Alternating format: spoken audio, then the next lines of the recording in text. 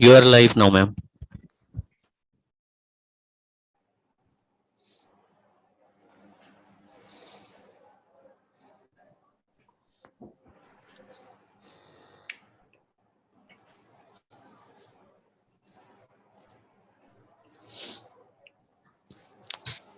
Yes, Dr. Gargi, you can start. Hello, good evening, everyone. As we all know, it is a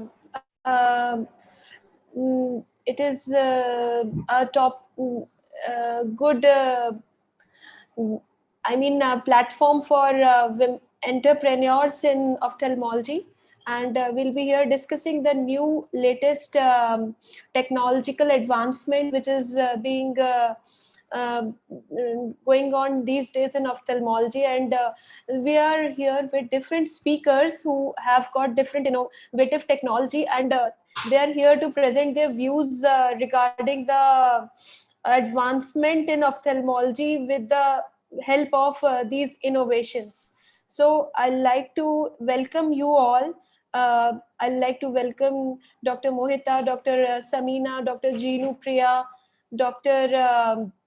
Parul is here, and I think Dr. This Dr. Neera.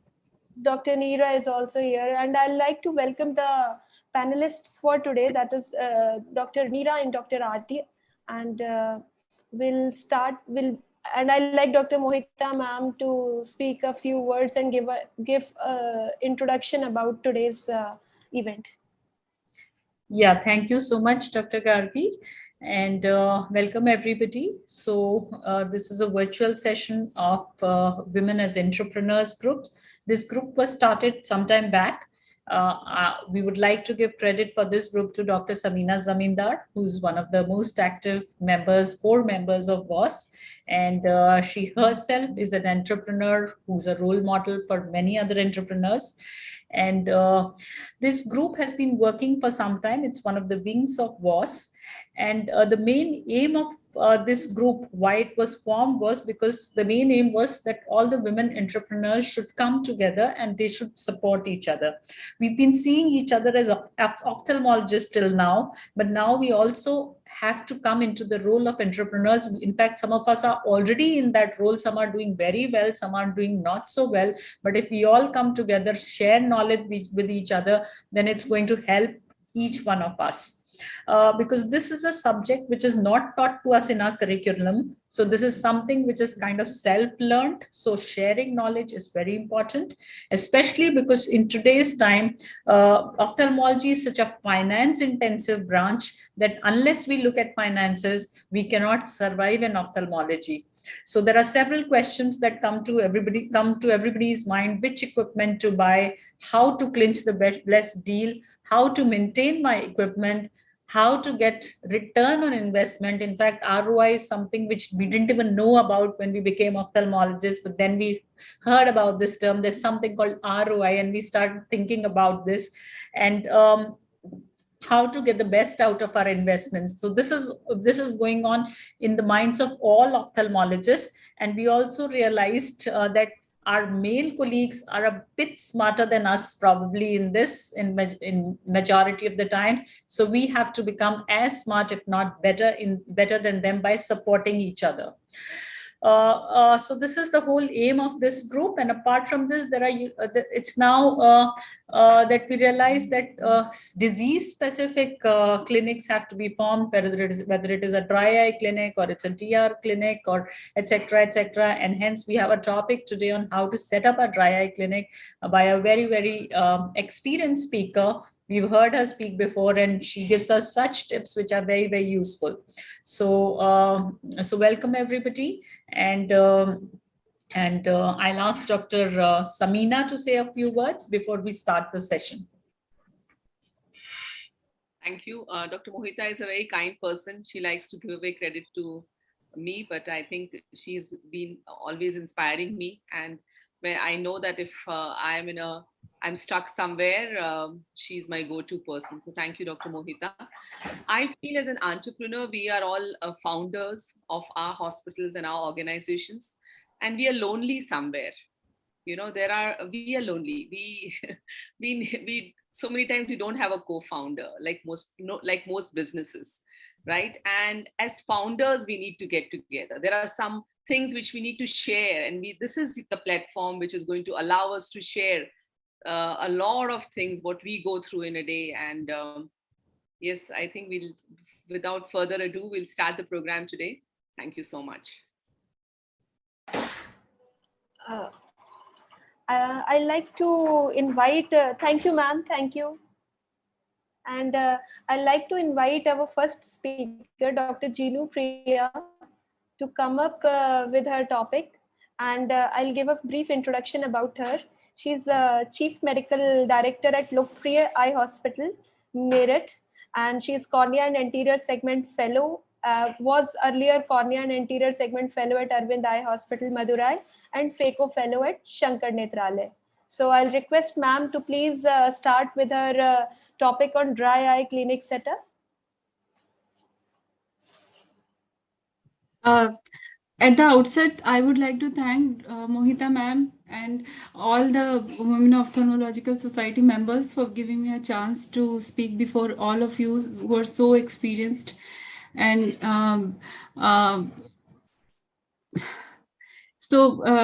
without much ado, I would like to start the topic because it's a lengthy one. And so dry eye disease, as the definition goes, is a multifactorial disease of the ocular surface, which is characterized by loss of homeostasis of the tear film. And it is accompanied by ocular symptoms in which tear film instability and hyperosmolarity leads to ocular surface inflammation and damage, and then neurosensory abnormalities. So all of these play an etiological roles. All these words have a meaning here. So whenever a patient comes to our clinic and they start talking about their history, they start talking that I'm having blurriness, especially in the evening, which goes away after blinking of the eyelids. And we have lately become sensitive to light, and we are not able to tolerate windy conditions. We are fatigued, especially in the evening. We have problems now with contact lenses. Earlier we were able to wear them, but now we feel uncomfortable. We have a scratchy or gritty feeling, we have excessive tearing, and we have red eyes, which increase in evening especially. So, and especially if we look at their profile, she's a female in her 50s, late 50s, and then if especially an old age person or a person with some systemic problems like diabetes or rheumatoid arthritis or thyroid eye disease, then without even seeing the slit lamp, we have a mental picture, we have a perception that this person may be having ocular surface problem, probably dry eyes. So if we can make out this diagnosis even without seeing the slit lamp, so is this such an important topic that we should set up a whole clinic for this topic? In the coming slides, I'll try to explain, yes, it is needed and it is worthwhile to set up a dry eye clinic. So I would like to go briefly into how a dry eye manifests the various symptoms which it manifests often.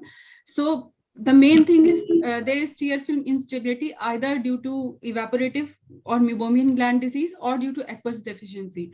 So all these things lead to tear cell hyperosmolarity. This hyperosmolarity is perceived by the eye as a microbial invasion. So we can easily imagine ourselves that if a microbial invasion occurs, then there will be an inflammatory cascade which will start. So the hyperosmolarity is similar in nature. When it starts, then it starts an inflammatory cascade which causes the cytokines to inflammatory cytokines like interleukins or MMP9, MMP3, ICAM1, all these things to be released. All these things, especially MMP9, this breaks down the cell adhesion, the tight cell junctions between the epithelial cells. And when these are broken, the epithelial cells there is apoptosis and they are damaged. And then we see clinically as the patient complaining of irritation, watering, redness, and we see staining on the cornea or conjunctiva. So all these things lead to nerve stimulation and the patient complains of pain. And all this inflammation finally will lead to neurogenic inflammation in the lacrimal gland also, and there will be goblet cell loss. Goblet cell are also very important in maintaining the homeostasis of the ocular surface. There is a lot of crosstalk between goblet cells and the dendritic cells. When the goblet cells are in good health, they maintain the dendritic cells in their immature form. So the whole homeostasis of the ocular surface is that T suppressor cells are manifested more, and the immunity is in the favor of suppressed immunity. The T cells are not activated. Once these goblet cells are damaged, they lead to a cascade which causes the dendritic cell maturation, and the homeostasis goes in favor of the activated T cells, which cause the further damage to the goblet cells and further damage to the ocular surface, which we see as staining and complain by the patient as irritation ho raha hai, burning ho raha hai, redness ho raha hai. Finally, this is sustain itself by themselves. So they increase their effect by themselves. Like MMP3 is released by these things, which will increase MMP9, that will again increase MMP3. So this is sort of auto-stimulated. So other than tear film osmolality, other things also contribute, like brain dysfunction, especially if the patient is in Parkinson's disease. They do not blink that much. If the patient is having neurosensory abnormalities, then also there will be dry eye. If there is altered conjunctival microbiome, actually it's not only conjunctival microbiome. If systemic microbiome, which is intestinal microbiome, is disturbed, then also it can lead to dry eyes. The systemic intestinal microbiome, those intestinal microflora cells are even more than total cells of our body. So they are very important. They are very important in maintaining immunity. And finally, dry eye is a chronic inflammatory disease only. And there are studies in which after taking 5 antibiotics, a patient developed dry eyes. So especially dry eye can be aqueous or evaporative. We all know that. Sjogren syndrome or non-Sjogren syndrome, which can be, I won't go into much details because then there can be like specific conditions associated with non-Sjogren syndrome. So the patient can be asymptomatic also, and he may be having an ocular surface disorder, but the patient may be symptomatic also. So even if the patient is asymptomatic, we preoperatively we should do a workup of dry eye, especially if we are doing premium IOLs like multifocals, or we are doing LASIK surgeries. Because finally, even if we are measuring our biometry by optical biometer, we are using the premium IOL, we are using Centurion machine, and the patient after the surgery is having 6s and he's constantly complaining कि चुभ रहा है, यहाँ पे चुभ रहा है, वो ऑपरेशन कराया था तो नहीं चुभ रहा था, अभी आपके यहाँ पे कराया तो चुभ रहा है. तो everything goes in a waste, and those nagging patients really make our life very tough. So we should do a dry eye workup in these patients. And if the patient is symptomatic, then obviously we will do the workup. So what are the dry eye severity and what are the symptoms? If the patient is having discomfort, if the patient is having mild or occasional discomfort, then only environmental stress conditions may be there. Or if the patient is having severe dry eye, then the patient's symptoms will be very severe and disabling. These things I'll cover later on also. So I'll go some little fast because otherwise it will be difficult. So is dry eye an important condition? Yes, because according to a study by LVPI, 45% of the population will have dry eye by 2030 and 10% will have severe dry eye. So it is practically 50% of the such large population will be having dry eye. So we'll have a very large volume of patients who will be like complaining about the dry eye. So this is a slide which shows that this is a multifocal patient. the surgery is done very nicely. It's well centered, and he's not having any refractive error. He's not having any macular disorder, but still the patient is very, very unhappy. So when his dry eye workup was done, he was having halos also. So nighttime driving, he was having a lot of problems. So when everything was done, everything was normal. And when his dry eye workup was done, then he was having dry eye, which started after the surgery, which was exacerbated after the surgery. So this is a slide showing a LASIK patient which presented before LASIK surgery. So this is a pentacam which we will reject outrightly, like this is not fit for surgery.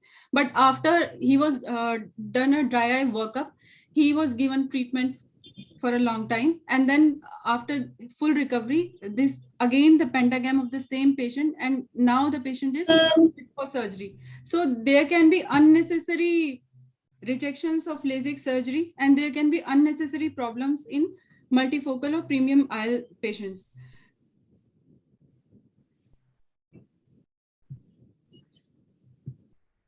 So what are the diagnostic values, or what are the tests which we are supposed to do? Is setting up a dry eye clinic a very big thing, or a very big investment is needed? No. In a basic setup, very few things are required, which are like vision testing, which we already do, slit lamp, we already do.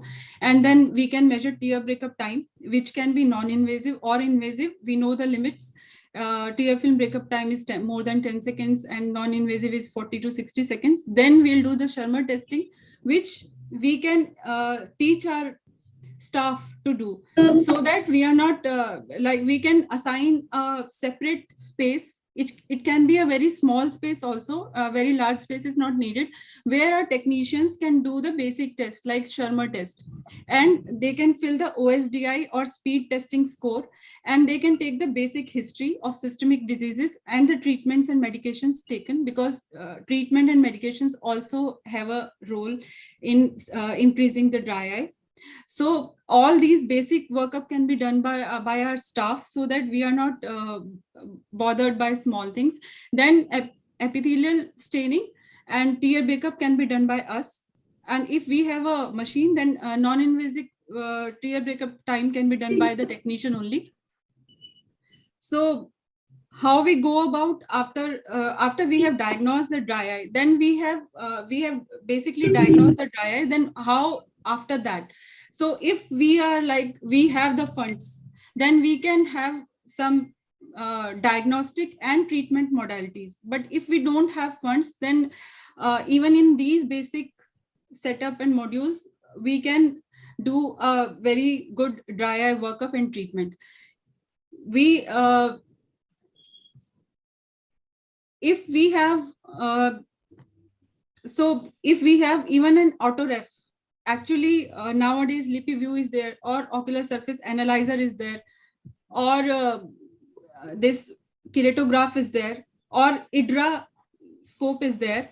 But if we don't have any of these, even then with very simple equipments also we can do a meibography. So there is a paper, and even I have done with autoref only. We just need an infrared camera.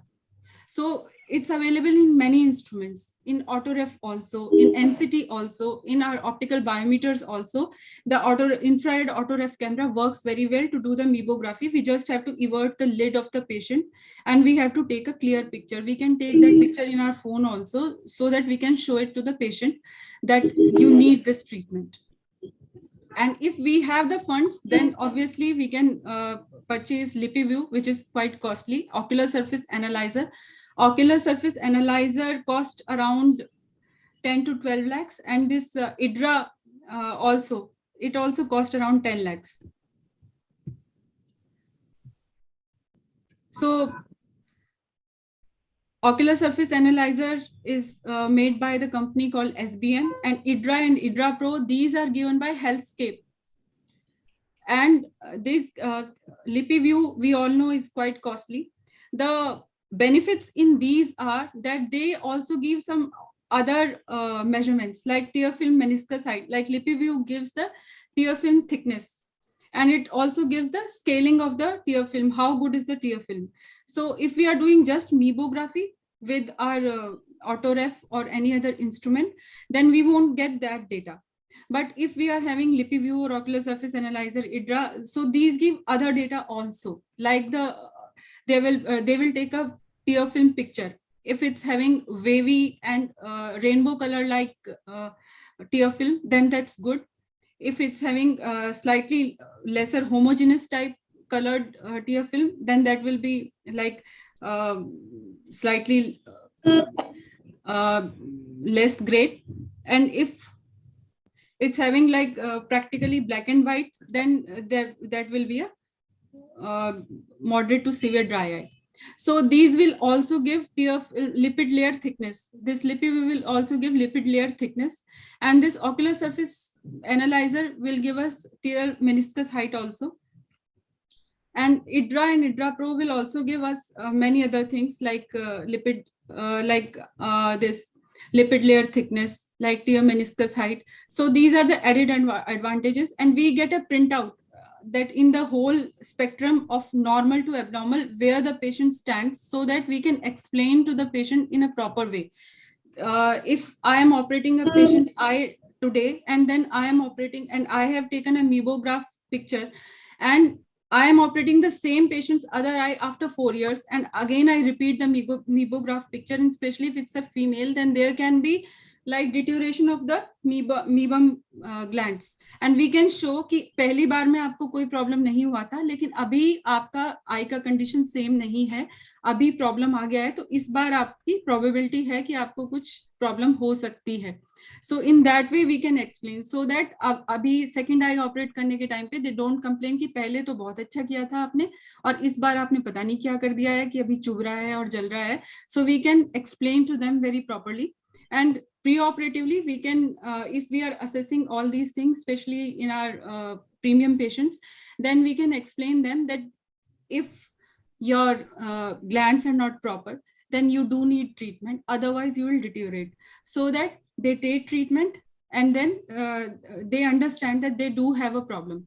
There was one patient, she was of rheumatoid arthritis. She came to me, and I took her mebograph picture on this autoref only, and she was having dry eyes, and I explained to her that you will deteriorate after surgery, so you need a treatment. But she went to some other doctor and she got operated.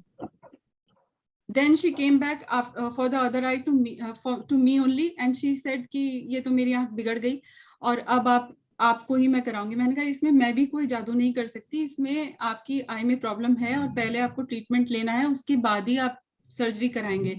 तो she took treatment in the other eye first, this dry eye treatment, and then I operated her for cataract after her surface was stabilized, and she was very happy with that. Dr. Jinu, please stick to time. Okay, so we have other options, like I have said, we can do it on autoref, OCT also, NCT, and optical biometer also.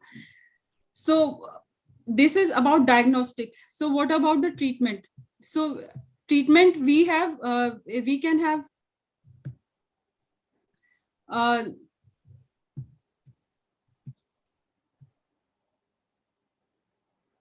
so we can have treatment which will comprise from basic treatment to specialized treatment.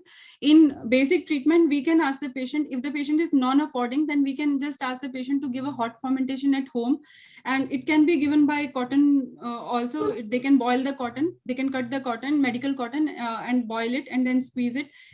When they boil it, the temperature is 100 degrees. They have to cool it down to half, so it comes to 50 degrees, and then they have to squeeze, and then they have to cover their eyelids for 10 minutes, morning and evening, daily. And then if they can purchase, then these masks are very nice. You have to keep just for 30 seconds in a microwave, and then they heat up, and then they give heat for a good time. Then we have other options also, like this is a USB connected mask. I also have it, I use it personally. You have the options, you can use it for 10 minutes, 15 minutes, 45 minutes, 30 minutes, and you can have temperature also, temperature control also, if you want it for 45 degrees, 50 degrees. and you can connect it to a USB cable, and then it will stop automatically. It's good.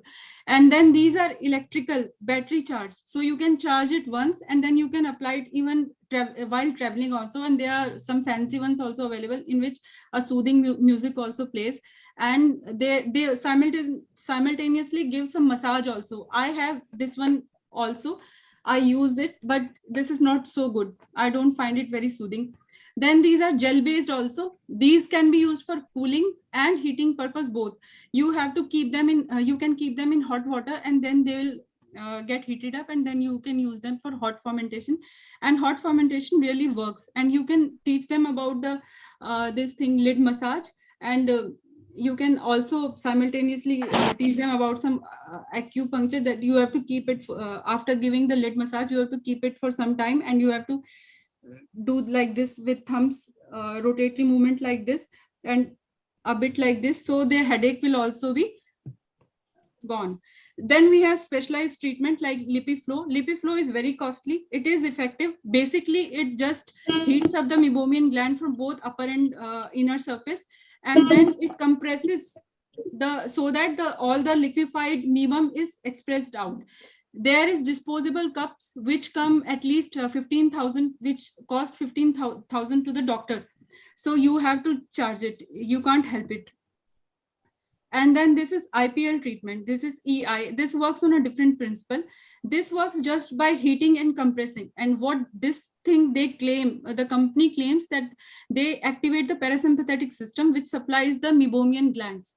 And in that way, the meibomian gland secretion increases, and it also provides heat to the meibomian gland. So it does both, it serves both the purpose of heating the meibomian glands and activating the meibomian glands. So if someone's meibomian glands are like 30% only, so LipiFlow will not work that well. Even if it's costly, it won't work that well, because it's based on function of meibomian glands only. But IPL, they claim it will work because it will activate the glands. So, and this cost around 20 lakhs initially.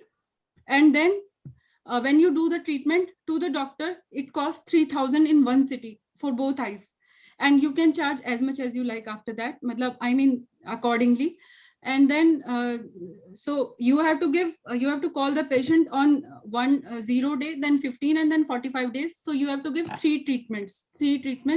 And after 3 treatments, the company claims that the patient is very much relieved. And after that, you can even give once yearly, and the patient will be very much happy. They claim that the patient doesn't need lubricants. I don't believe that actually, but yes, they are claiming all those things. So actually, if someone's meibomian glands are dropped out, then both these won't work. But if some meibomian glands are remaining, like 30%, 40%, 50%, then instead of LipiFlow, this IRPL treatment is better. So this is the EI treatment, or intense regulated pulse light, which I just explained. This is the company picture. So how we can set up the dry eye clinic? We can do a separate consultation. We can keep a separate day or separate time for the dry eye, because it needs time. Then the diagnostic will cost around 7 to 20 lakhs. So depending on what you are choosing, and each workup will cost around 2,000 to 3,000. I have not been, so even if you do 5 patients per day, it will generate around 8 to 10,000 rupees per day. So the number of OPDs, if we are doing 200 a year, then it will amount to 20 lakhs, which is a big revenue. So the machines will cover their cost in 1 to 2 years. Mask will earn around 400 to 500 per mask. And in terms of profitability, yes, definitely, then financially also, it makes sense to have a dry eye clinic. So these were my cost analysis. Normally, practices have one diagnostic machine. We can choose whatever we like, but I don't think that very costly machine like LipiView, which is giving only 2 to 3 datas, we should choose a machine which is giving a lot of data, like IDRA or ocular surface analyzer.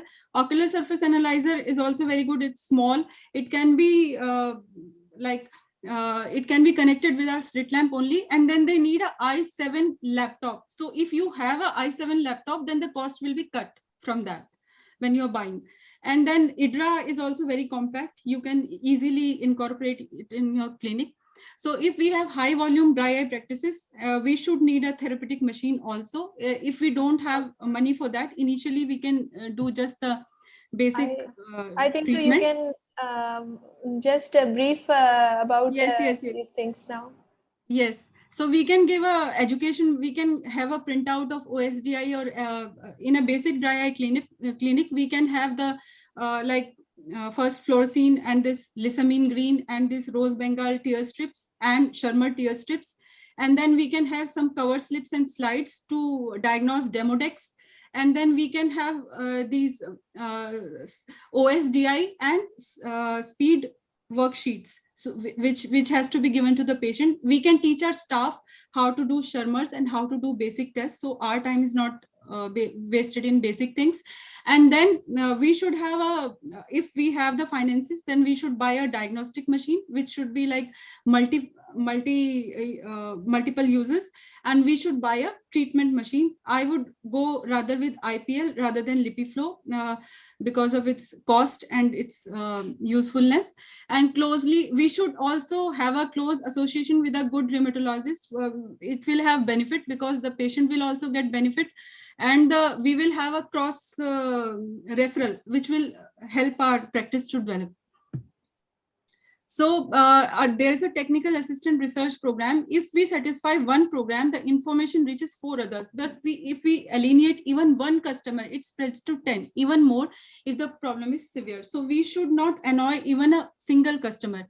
And dry eye, since because of its great volumes, if we are satisfying dry eye patients, then we are satisfying practically 50% of our OPD and a lot of our premium IL cases, which others will mostly neglect. So we have a department which is very easy to establish, very easy to practice, and very much giving benefits. So it's a very comfort zone for most of the anterior segment surgeons. So these are like normal treatment which can be given. Other than all these hot fermentation and everything, we know that we have to supplement with tears. Then we have to address the inflammation, which can be done initially by steroids, because and for long term with cyclosporin or lifitegrast, which is not usually available, and UV lube or chloroquine phosphate also. So initially, if we start giving chloroquine phosphate, firstly, it won't work very soon. It has its own time, and then it will irritate a lot. So to cater to that, we should first start with steroid eye drops so that the inflammation is countered. The patient is can tolerate this cyclosporin or this chloroquine phosphate and lifitegrast, and then we can continue for a long-term basis on all those anti-inflammatory medications. We should also give these omega-3 fatty acids, and we should, depending on the condition, we should also give the warm compresses and all these medications.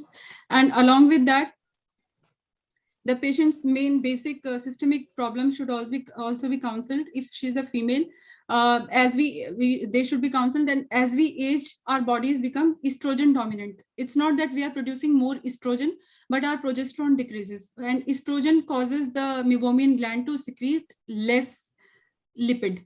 So we are prone to have dry eye as we age. So they should be explained that aging patients should also be explained that aging in itself is a chronic inflammatory process. It is not a passive thing. It is a chronic inflammatory process, and how well you age is mainly how well you control your inflammation. And the same thing goes for dry eyes. So dry eyes, with age, all our glands, if it's lacrimal gland, even if it's meibomian gland or salivary gland, will decrease in function. So they will have dry eye, and that cannot be cured. So they should be counseled for that. And that even if whatever treatment we'll do, it will be repeated. It will be repeated because the process will gradually increase with age. So in severe dry eyes, there are specific solutions to that. We can give mucolytics, or we can give autologous serum eye drops, and we can even do nasal stimulation. There are nasal stimulators available in foreign countries. I'm not sure if they are available in India. And then there is a mucin secretagogue also, rebapamide. Dr. Results Gino, are I'm sorry I'm interrupting, but I think so a lot, okay.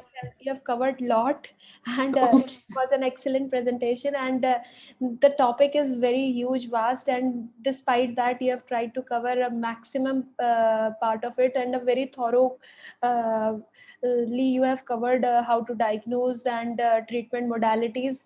And because we are having a bit time constraint, I'll request you to just continue as we complete our session, and let's just open the audience for any questions right now.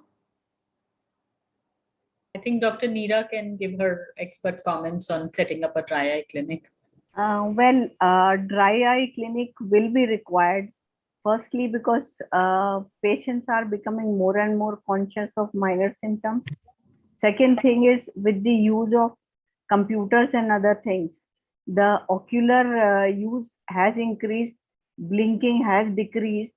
So, and plus, when you are thinking in terms of multifocal and premium IOLs, it becomes an important part. One more thing I would like to add here, which not many people think, every patient who's going for premium IOLs should have a specular done. Because sometimes what happens is that if you have mild fuchs, early fuchs, it will cause scattering of light, and the patient will be very, very uncomfortable. So these are the things which are required. Yes, dry eye clinics are a need, but the only problem that we face in day-to-day practices, not many people realize that we need to investigate and treat it in such a manner. So money constraint is a big factor here. I think she has come out very well with the second last slide, which talked about how your investment can be, can give you returns also. And she has done it in a simplified manner, and emphasized very well that it is not necessary that we need very expensive equipment. A little less equipment and less investment also can get us started. And as Dr. Neera said, because it's initially it may be difficult to convince everybody for a whole workup, but yes, 50% of our patients are dry eye patients, and many times we find that these are patients who've been visiting clinic after clinic, and everywhere they were given a different lubricant, but they were going around dissatisfied. So finally, if we can show to them, okay, this is how we are diagnosing and this is how we are treating, they would be better, probably. Yes. Wonderful presentation, I think, Dr. Gino. Thank you. And very, very, very elaborate. Yeah. Eye opener for many as to how we should do it. Ma'am, actually, I wanted to show just one thing. This patient came to me today only. Actually, my phone stopped working somehow, so I was not able to include this slide. This is a mebographic done today only by this autoref. Oh, wonderful. And I'm not able to show it, but yes, meibomian glands are, tortuous meibomian glands are seen, and it's very simple. You just have to invert the lid, and you have to just focus, and you have to click the photograph with your mobile phone, and you can show it to the patient. I showed the patient that this is the condition of your meibomian gland, and if you don't take treatment, then this will deteriorate and you will have problem. So she was very much compliant, and she said, no, मैं जरूर आऊंगी, मैं जरूर करूंगी. I think that's a very relevant point, that anything which we show on photograph, the patient always believes, whether Yes, it's OCT or whether it is a myography. So all these equipment, fancy equipment, are needed to show to the patient also to convince. So the only thing is that we are sometimes lazy कि अभी Shearmur कौन करेगा या tear film, even those days are, but we can teach our staff many things to do all those, and then we can continue with this. Sure. So we can proceed. Okay, that's it. It was very nice and a very informative session. Now let's proceed to the next session, which is to be in which I am. It's my proud privilege to be present it's my proud privilege that I am given an opportunity to present as a speaker in Let me entrepreneurs here. introduce Dr. Gargi Nagpal. Dr. Gargi is a very young and dynamic member of Women Ophthalmologists Society, and she's one member we are really proud of being very well. And she's herself in her practice, which she has set up in Bulandshahr, where she has all the possible equipment that you can think of, and doing very well. And that's her introduction. But we know her as a very active member of WOS. She's helping so many other women ophthalmologists. That's her biggest quality. And anything else, if you want to say about yourself, you can, and then start with the topic.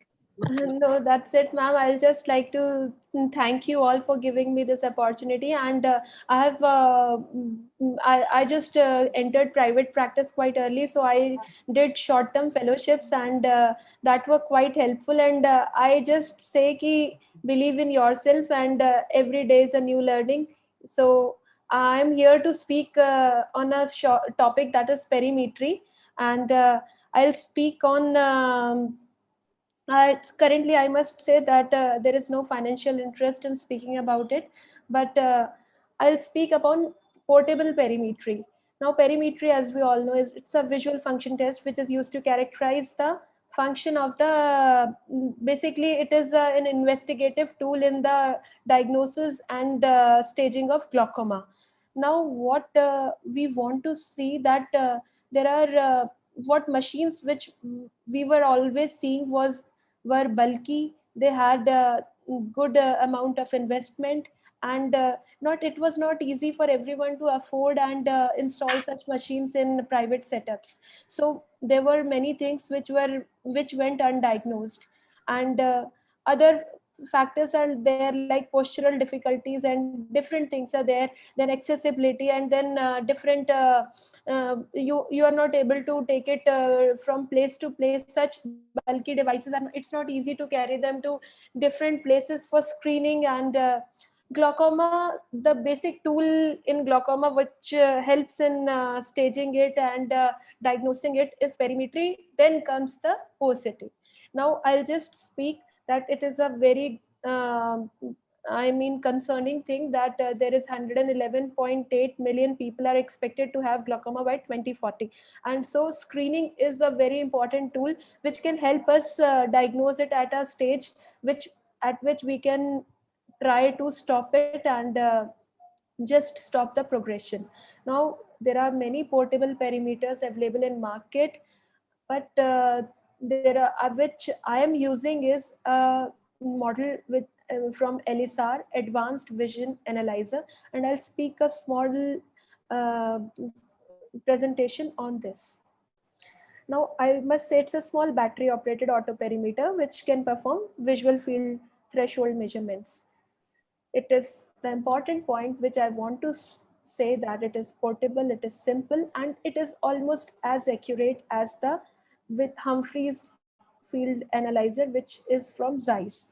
Though there is a huge cost difference between the two. The basic components, has a carry bag, it has a head mounted device, it has a hand response button, and a tablet in the form of test controller in which we can see the reporting. The entire package can be taken in a small backpack. Portable, you can take it anywhere. You can take it to the small villages. You can take it with it to other clinics. You can carry it anywhere you go. And it is not that high cost capital equipment, doesn't require a separate dark room. You can just it's not easily you cannot say that it totally equivalent to that, but I can say that till 85% it matches the accuracy of the big equipment which is being installed in the bigger setups, and it is definitely cost effective. Now, the light-weighted head-mounted device allows a high degree of flexibility in patient position. You see, you have to keep your chin mounted there, head touching the that position is to be fixed in case of the HFA. While in that you can recline on a chair, just keep a head mounted device and a handheld device in your hand also. Coming to the next thing, it is simple to use. Again, you can see just a patient is comfortable in whichever position he can sit, and this assistant can just tell him what the instructions to follow. We can see the results in our tablet. Then it is accurate. We can take out the printout. It offers foveal threshold testing, gaze monitoring. Test patterns are almost similar 24-2, 30-2, 10-2, though 90-2 is not available in this. Test strategies are similar to the CETA strategies. Now parts, as I already showed you, it has a head mounted device, a patient response button, a test controller, and a backpack. Additional devices are a lens holder, lens, then charger, and trial lens kit is also there. Then it has a monocular testing in the sense that the other eye is automatically blocked when we are testing the one eye, and the test eye is shown the fixation marker and test stimuli.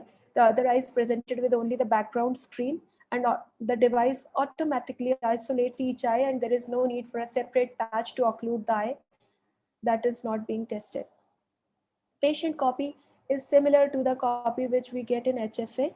The standard perimetry report is almost similar to the normal reports which we are used to read during our college time, and in the different standard setups. And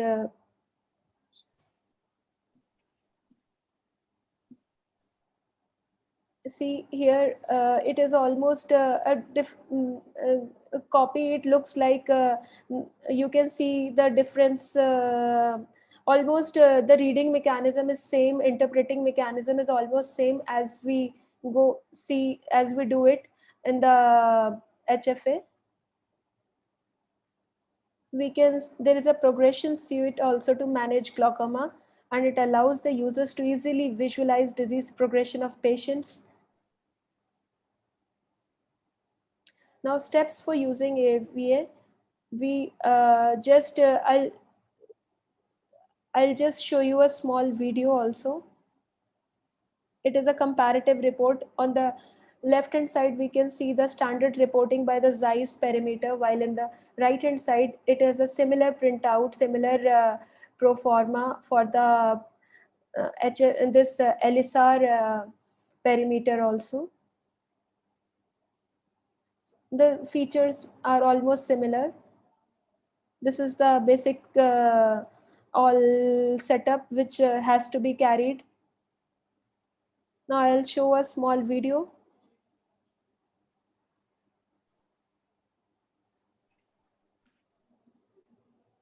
You just have to select the eye, select test pattern.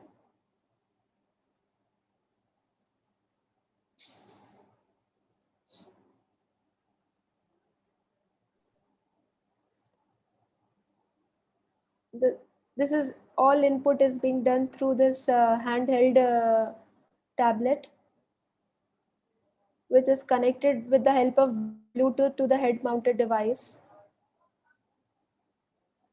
Data storage and everything is being done in this. We just save the data as we do it in the standard perimeter. We also do a correction for the refractive error, and in the similar mechanism, we place the lenses, trial lenses, we mount it on the, then this head mounted device, we place it on the patient's forehead and adjust it according to him. We take it, there is no need for the dark room. We can make him sit in any room, and we can make him sit in a comfortable chair with recliner. There is no need of a chin rest. And the next thing what we see is the patient presses the button as the stimuli he perceives, and the test is almost completed in the similar time period as the standard Zeiss perimeter, and the reporting is being transferred from the perimeter by via Bluetooth to this handheld tablet device, and which can be, the printout can be taken by connecting it to a printer. So it's a video cut short. See, I had a patient who shared the reviews. He had done got it done on Zeiss perimeter as well as on this regular perimeter, and this portable perimeter, and he was very much comfortable and he felt better. His experience was quite better with this perimeter. So since I think so this video is not working, we can just hear the audio.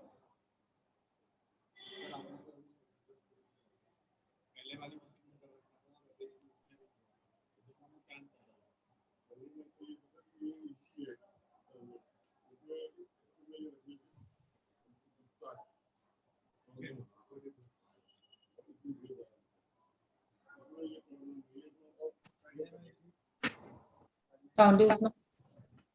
Okay. Sound is not coming, but I think what he Okay. meant was that he's more comfortable.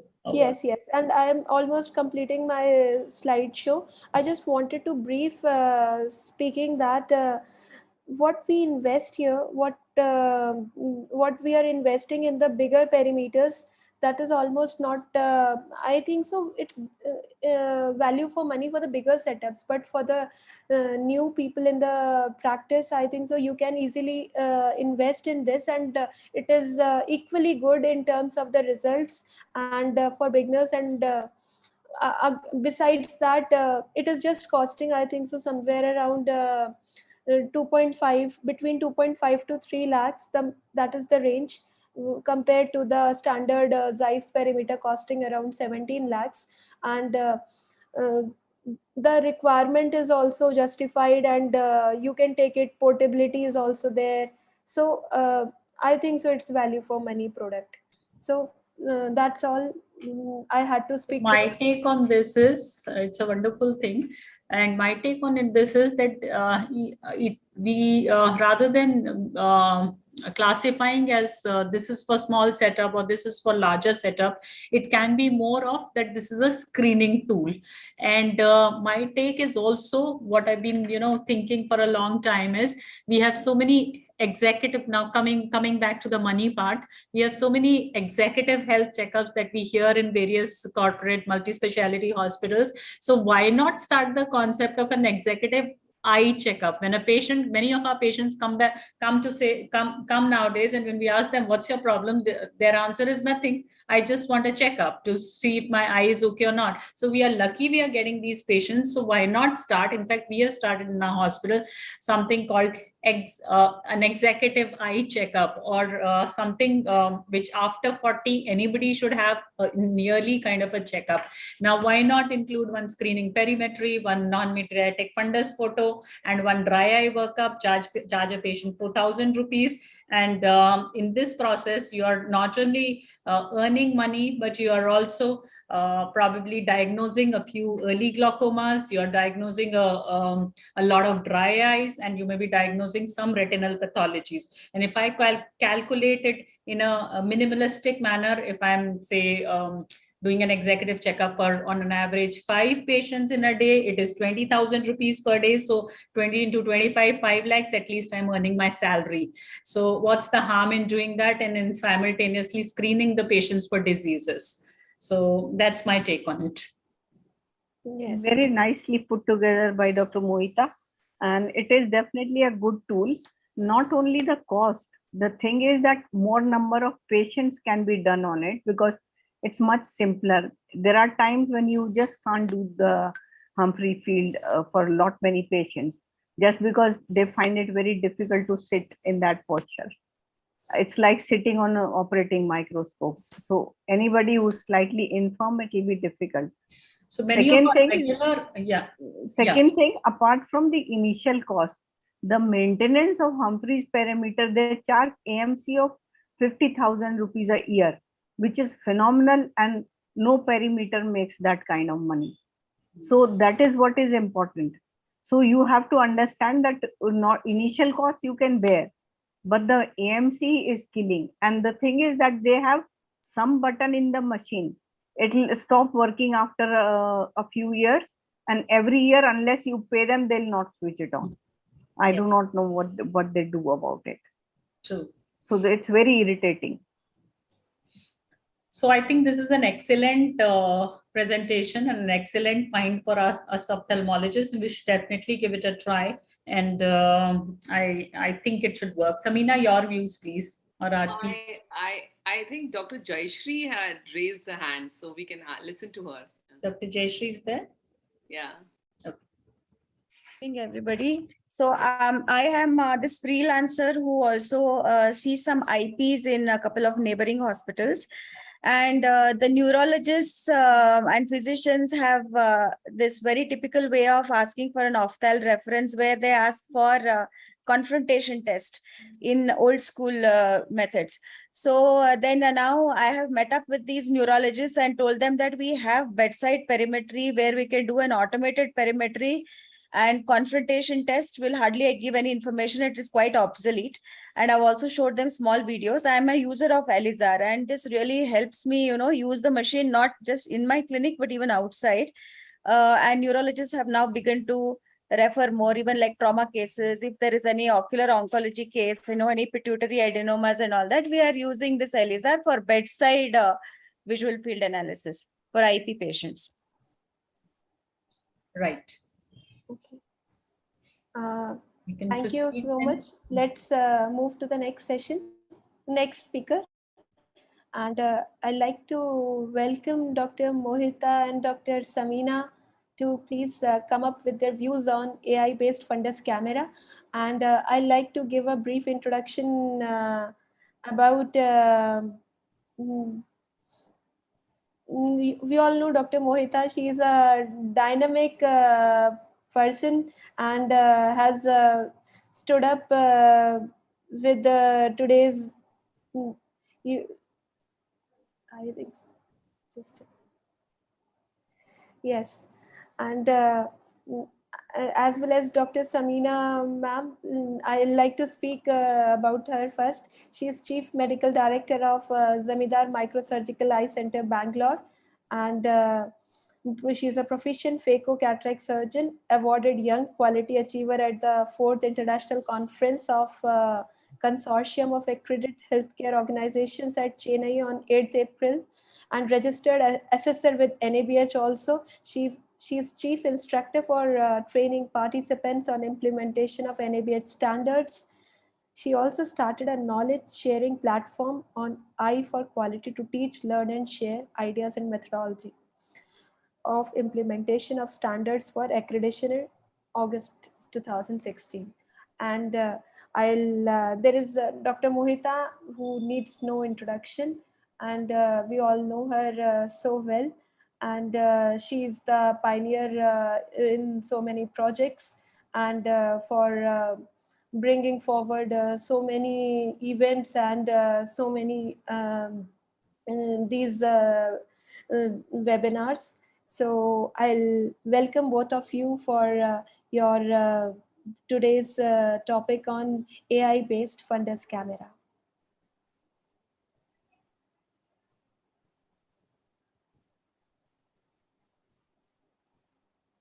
Samina, please start. Yeah, of course. Thank you, Dr. Gargi. We thank you for your kind introduction, and we really enjoyed your talk today.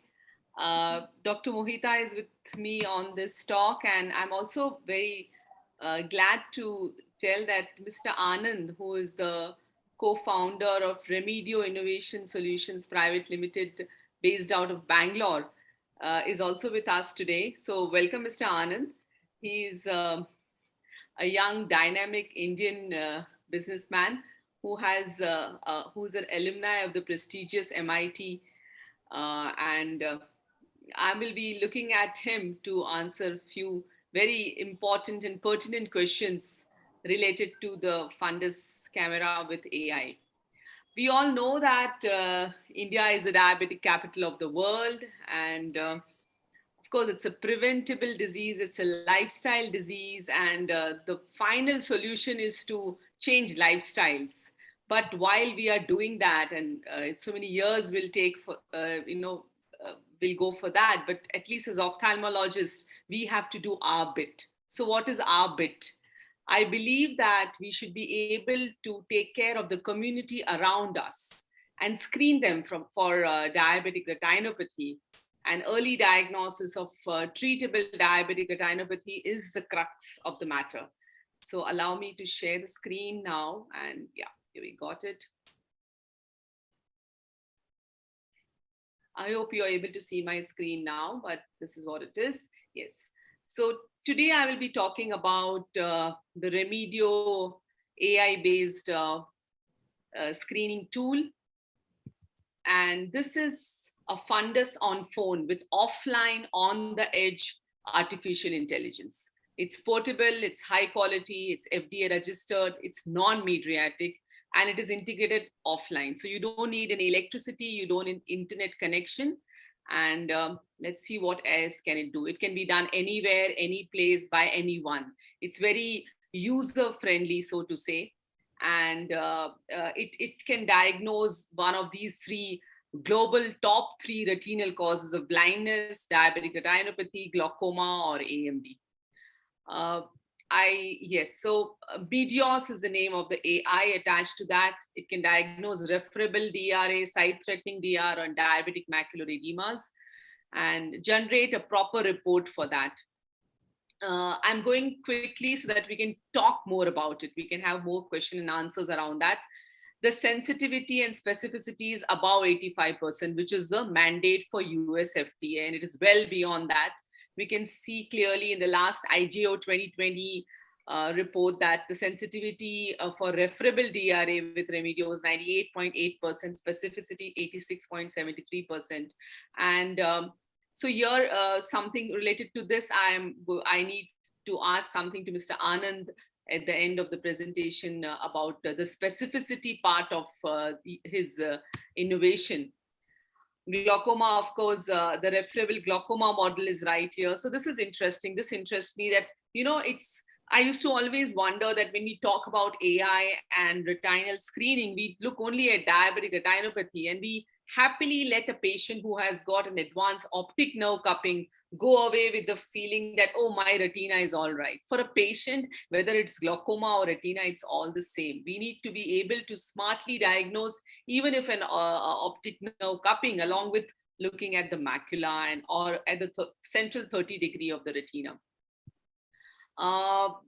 So this is something which has been done at 237 patients with a complete glaucoma evaluation at a glaucoma center. And so basically trying to say that this particular tool with the AI doesn't ignore glaucoma.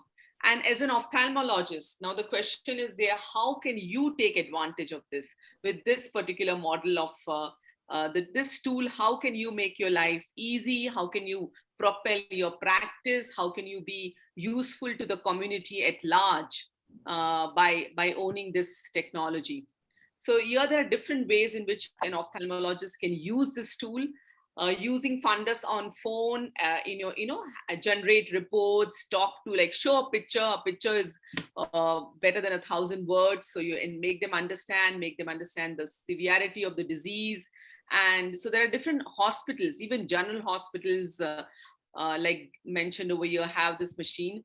And we have this hub and spoke model. Now, I'm very, very interested about this. And I feel this is where my consciousness as a socially conscious, aware, mindful individual comes, at how can I make the community around me free of the hazards of diabetic retinopathy by having this machine with me, and then send it periodically to different multi-speciality hospitals, to different points where I can do some screening and alert patients to come for their diabetic screening and I'm going to say diabetic retinopathy evaluation by a retina surgeon at my place. So this is a win-win situation where I'm helping the community, and then I'm also helping my practice to propel. Now, the patient monitoring services, some places like mentioned over here, like Narayan Netralaya, Shankarai Hospital, and in countries like US, a place like a grocery store like Walmart also has it, right? So this is kind of a package that, you know, there's a package deal for a year. You one visit to the hospital, 3 visits at your home, and we offer this particular package, and we do this. That sounds another interesting model. In a city like Bangalore, where I stay, we have a lot of elderly people who stay alone, and this sounds interesting to me. So there's this one big machine also besides a smaller, only the retinal device, which has everything in it. Now, this definitely cannot, an ophthalmologist, it's very difficult to buy this machine, but you can have a rental model with this thing, and we'll hear more about this with Mr. Anand. And there are these outreach screening models. So we have used, so let me be honest, I have not purchased this machine, but on a rental basis, I have taken their portable AR and retinal imaging machine, and I've used it, and I get fantastic reviews as a user-friendly machine. The learning curve is really is not steep at all, very, very user-friendly. And these are some general questions. So these are the different models. And here there is some kind of a ROI over here, that ROI for 1 month, if you choose revenue share or monthly lease model. And if you're having the full CAPEX model, then if you're charging 500 rupees per patient, your ROI is within 12 months. So yeah, this is interesting. I think these are very easy devices. The CMC is 10%. I think this is a little steep, so I think I'm going to stop sharing now, because I would like to have more of a discussion on this rather than, you know, talk about this. So, yeah. Yes. Thank you, Dr. Samina, and happy to answer any questions. Thanks so much for having me here. But the intent is to be transparent and as scientific as well as entrepreneurial, because I do understand that I am talking to other set of founders as well. So the intent is to therefore use the transparency to answer questions both on revenue generation side for the clinic, as well as the scientific side in terms of the clinical publications on the devices that we've talked about. Thank you so much. So thanks Anand for making that very clear, and welcome again. I wanted to ask you a couple of questions, and then it's open for other panelists to ask you questions. First is that I see that the specificity is close to 86%. Is that correct? Now, I'm worried about those 14% people who really have a problem and you're not able to catch on the AI. So is it safe to say that this is more of a research tool, the AI part of it, rather than saying that it's a foolproof program to eliminate or early diagnose diabetic retinopathy? Because if I'm going to let the AI do the work and keep the ophthalmologist out of this, then what about those 14% patients whom you might miss out that diagnosis? So 2 points here, Dr. Zamindar. So the specificity refers to over referrals, and the sensitivity refers to the negative predictive value or the chance that you may miss someone. So the negative predictive values have been always above 90%, right? The specificity is where you have that 14% loss. That has to do because of the fact that in any public health initiative, it's always going to be a 2x2 Punnett square, where you'll have to trade off between sensitivity and specificity.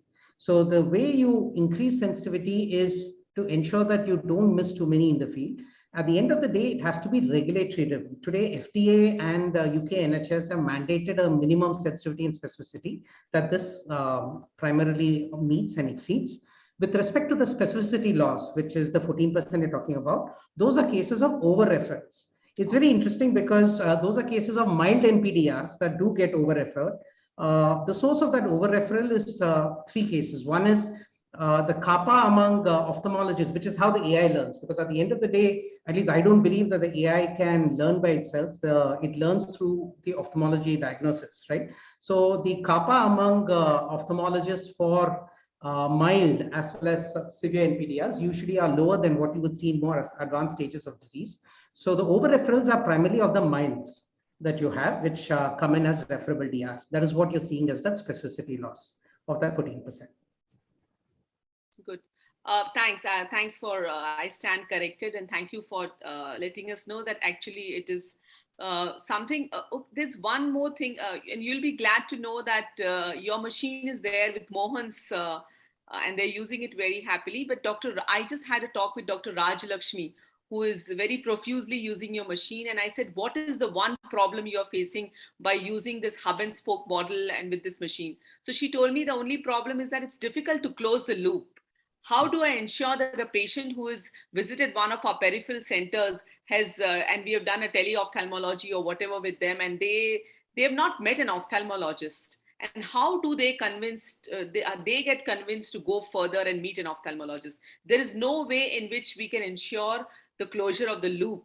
So this is something which is not concerning you, but we need to find a way to do this. No, but there are interesting models, Dr. Zamindar. We had this problem, for example, in PHC screening in Government of Kerala. We found a large number of cases where the patient knows they have moderate NPDR, but is not actually going to a specialist, in spite of the fact that, and it's due to two reasons. One is to some level it's financial, and in some level it is also apathy, right? The normal answer is to say, look, I can see properly, even though I may have moderate NPDR, why should I go right now? We did something interesting in some places, and we are just going to be publishing on it. We did an economic incentive where we said that if they go within the next 20 days, there's a 15% discount on the treatment. Automatically, we did see that economic incentive. Now, this is something that the government can do. It's not something we can step in, but those are some models that have been done in order to create that incentive. That's one. The second that we've seen in case of Arvinda and others is they don't do technical counseling or clinical counseling alone. They also are into an area called emotional counseling, which is basically they're shown videos of grandfather not able to see their grandchild. What would happen if you don't actually get treatment? So those have been awareness strategies that have been used. In case of models where the loop closure is already thought through upfront, and there is a cross incentives, we have seen this to work well. What I mean by that is when today we have cases where a medical retina specialist who may be doing lasers is tied up with a general ophthalmologist or is tied up with a diabetologist. In those cases, there is basically a referral pathway that is set up, and the two are reasonably close to the area that they serve the patients in. In those cases, I wouldn't say that the loop closure happens 100% of the time, but it's significantly reduced, because what we are finding is patients like convenience. And if it's convenient and you create an economic incentive model on top of it, they do go for the screening. But those are definitely the areas of concern from a public health perspective. But I do believe that with greater incentives right now on the ABDM right now, as part of the PMJY, glaucoma screening and diabetic retinopathy screening will be reimbursed by ABDM, and there is a fixed amount that has been already set, and they have set any physician. So which means that now that physician can claim a reimbursement. And in fact, it is something that I think will give fillip to more and more of the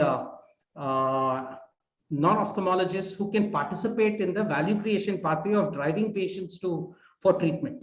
Because at the end of the day, I feel today 60% of an ophthalmologist's time is to find out who has a problem. Whereas the same 60% I'm hoping can be spent by them on treating them, and we move some part of the testing up. Now, with respect to your question on the AI versus ophthalmologists, we don't quite see it that way. We use the AI primarily in those cases where there is no ophthalmologist available. And that's where I think it's going to be more useful. I think the glaucoma algorithm, we are finding it relevant within general ophthalmology, just because unlike the case of diabetic retinopathy, where you don't have UKNHS or ICDR based grading for referable versus suspects versus no glaucoma, it is bringing about a little standardization, but we're in the early days yet on its adoption compared to the DRAI, which has been in use for the past 2.5 years. But that's been sort of our learning so far in the field. Can I speak here? One of my friends, what they've done, because the picture quality obtained with Remedio is pretty good. So what he does is he's bought a van, and which is outside, which goes to different physicians, especially the ones who are seeing a lot of diabetic patients. And the van is outside, his boy screens, and gives a printout, but reporting is done by him online. Yes. Online. And what happens is when you give a written report that this treatment is required for this patient, it leaves a good impact. Second thing is, quite often the patient is coming alone, elderly patient with diabetic retinopathy.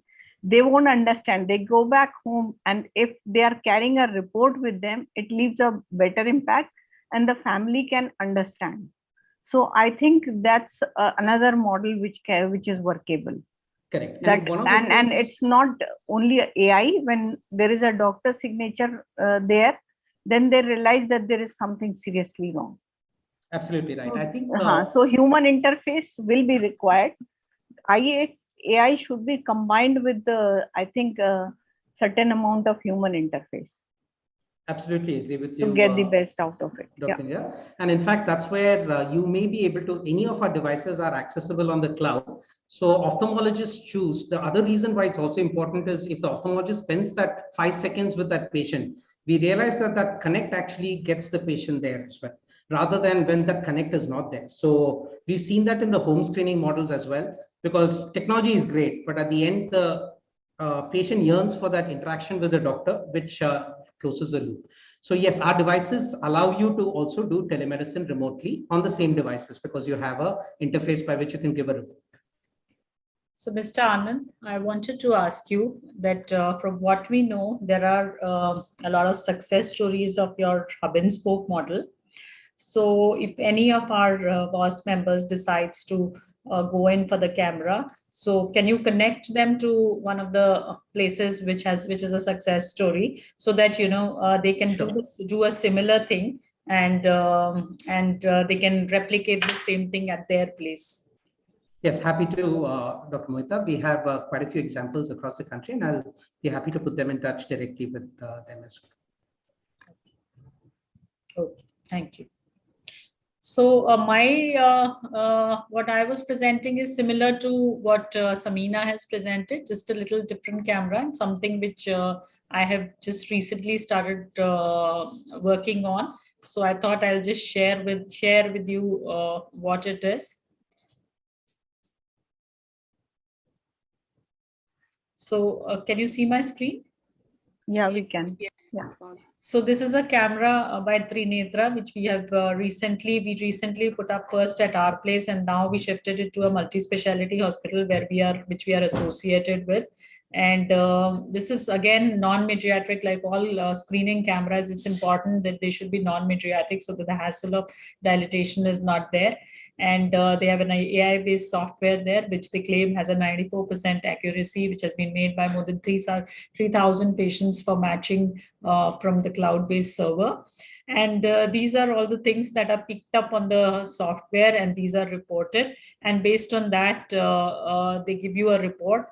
And the report, the advantage of the report is that you have the option that the report can go directly to the patient, whatever you feed in. You can feed in the phone number, the WhatsApp number, or the email, and it goes directly to the patient on in this manner. So that's all that I wanted to show. It's just that it's another camera apart from Remedio, and I think they all work on the similar kind of a principle, but probably the one difference that I see from Remedio is that the one that I'm showing to you doesn't seem to be a portable camera. This one seems to be portable, but maybe I'm not sure. It's too early for me to comment on which one is better, or which one will give you better outcomes. But whichever the camera that you decide on, definitely I feel that this hub and spoke model is something which will work, because now that we have installed it in our multi-speciality hospital, our aim is that we told them you don't charge anything from the patients. All your diabetics and hypertensives, just do a photography of those patients, and whichever patient has a abnormal picture, you can refer the patients to us, and we can do a further investigation, and if needed, treatment. And from the feedback that I've heard from few other people who have been using it, they found that a sizable number of patients are detected, and some of them actually need treatment. So you're actually screening those patients who would have been otherwise missed. So that's the big advantage of all these cameras. So that's why I asked Dr. Anand to help us out with the hub and spoke model, because I'm sure, again, if we start talking about ROI, if we have such cameras at 5 places around us and those places are approachable, we will diagnose those diseases, as well as it will be a commercially viable option for all. Right?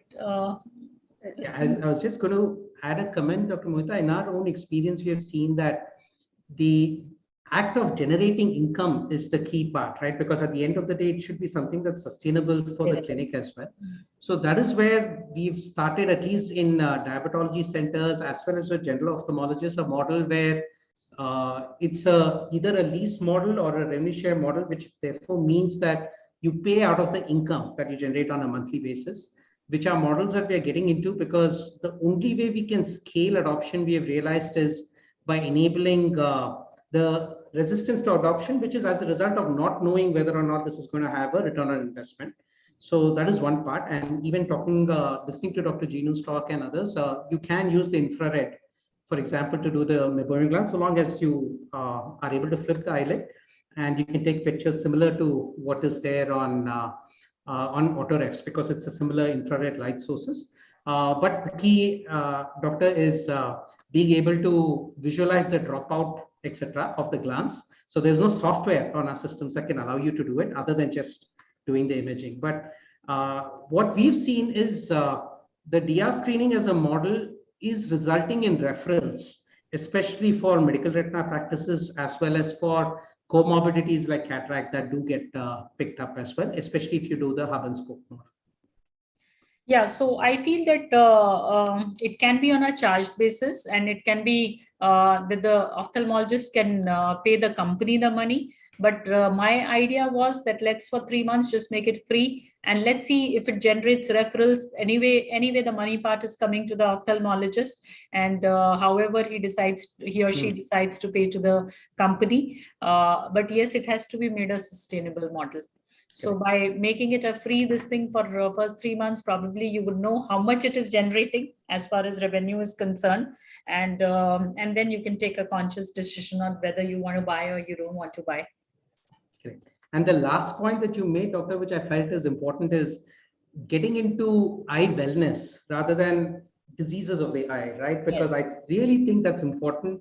We've seen its relevance. For example, our all-in-one system, what we try to do is we say, for as low as, let's say, our charge to the ophthalmologist is 500 rupees per test, right? With a no capex model, where let's say that you're able to do all the way from basic topography of the anterior posterior to iridocorneal angles to looking at cataract, refractive error, retinal imaging, doing it as a comprehensive workup, just as you have an annual blood workup. I think it's about time to have that messaging. I come from a public health background, but I think it's important to have that messaging go. Otherwise, the idea of an annual screening for everyone above 40 years of age, I don't think is really getting around. It should be. It should be. We are working on it very hard. And I'm sure if everybody we can, through WOS, we can spread this message that it should be that everybody above 40 should have an annual checkup, and that annual checkup should include these few things: fundus photo, glaucoma screening, and otherwise just doing it on a slit lamp is not going to serve the purpose. Right. And whatever equipments you have, if you can come up with, like, one of the things we did, which I think you can also, everyone can do, is we came up with this concept called eye health index, similar to body mass index, right? Because what it then does is you convert what is otherwise a set of images into a set of decisions. It could be just red, blue, green, something as simple as that. But something that your normal, your borderline, so that they sort of know that you need to come back. Your checkup should be once a year. Your checkup should be once in 6 months. 6 months, like that, yeah, something like that, with the equipments that you already have. But I think something like that will really help get the word across on doing this on an annual basis. So Samina will work on this. Yeah, surely. And practicing in a city like Bangalore, I get enough very technically savvy patients who will be very happy with an eye health index. So thank you, Mr. Anand. So let's not wait for cataract or LASIK to come. Let's screen normal people also for diseases. That's That's the tagline, I should say, after all these discussions. Yes, Thank Dr. you, Gargi, Mr. Anand. I think we should go to the next talk now. But Jayashree had a question. Jayashree, can you quickly ask your question, please? More than the question, it was a little bit of an observation and contribution. From 2000 to 13-14, I've been into community ophthalmology and doing a lot of DR camps. And initially, when we were doing the retina screening, we said it's a DR camp. Then people were so disappointed that the glasses were not being given, because that was the only thing that people understood. Eye checkup means there will be a refractionist, then there'll be glasses provided. Oh, you're not providing glasses and you're only taking images. That was the thought process. From there to now, I think we've come quite a long way, where people are actually asking, okay, they know what diabetic retinopathy is, or sugar ilididya retina tali, they ask me like that. And so I think we've come a long way. However, like when, like Anand, you brought out the emotional aspect of fear is an emotion. Sometimes we have to generate some amount of fear in patients to say that, oh, your eyes is going to go off and we will stop seeing all that. Only two things I think pretty much work in India. One is a fear and second is a mandate. So either it has to be made compulsory, or you generate so much fear that they will, people will get impressed by impressed by it, or, get scared by it. And AI can never be like completely on its own. It is still assisted AI, and a human factor is needed to drive.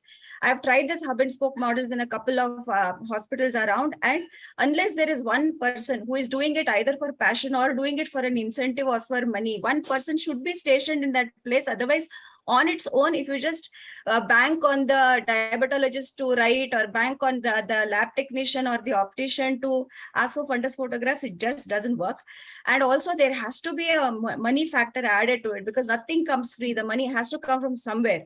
So some small amount, it can be nominal, like introductory offer of 100 rupees per image, and later on we're going to scale it up to 300 to 500, whatever it is, but we should be charging X amount, because only then the patients will also start taking us seriously. So these are the things I wanted to say. I've used Anand's machine. I've used other ones, the Trinetra. I've been with one more competitive company, Robert Bosch. I was on board for some time. And one thing what is there is, again, these are all screening tools. An IDO done by an ophthalmologist, nothing can actually replace that. So that disclaimer has to be added as a footnote in every automated printout that we take. Otherwise, patients will think that that finishes their eye examination and that we are done. And definitely a lot of underdiagnosis happens. Especially, I don't think any of the machines have been able to deal with media opacities. Like when there is a cataract, lot of things go masked. And if you can innovate something, Anand, which will also parallelly tell cataract and grade of cataract, that will be very interesting. Because if they go to a new timer, then I will say, now you have grade 2 cataract, we are ready to operate. But if they go to a government setup and meet a little, older doctor, they'll say, no, it is yet to mature. So there is a lot of, there is no way that we are tangibly saying that this is grade 2 cataract, grade 3 cataract, this is operable. So along with glaucoma and diabetic retinopathy, if parallelly the machine can also grade cataract, get a standardization for grading cataract, that would be wonderful. So this is something for us to work on with. Thank you, ma'am. In interest of time, we should move on. But thank you so much, Dr. Jayashree, and thank you, Mr. Anand, for being here with us today. Over to you, Gargi. Please take it forward. It was an excellent talk, Dr. Mohita and Dr. Samina, and there was a lot to learn about using such devices as a screening tool. Now let's move to the next speaker, Mr. Yash, and I'll give a brief introduction about him. I hope Mr. Yash is here. And yes, I'm here. Yes, Mr. Yash did his master's degree in manufacturing and design from prestigious University of Michigan. Master's thesis was in telemedicine, which gave him initial exposure and knowledge about this field. He returned to India after completing his education and started his entrepreneurship journey and C3 MedTech in 2018. Now I'd like to invite him and to speak on smartphone-based portable and affordable ophthalmic screening devices. Mr. Yash, please. Yeah, just a second. I'm just sharing my screen. Yes.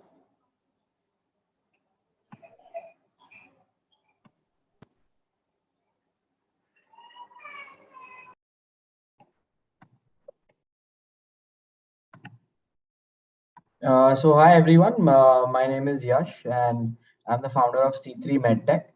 And basically, we are into smartphone-based, portable, and affordable ophthalmic devices.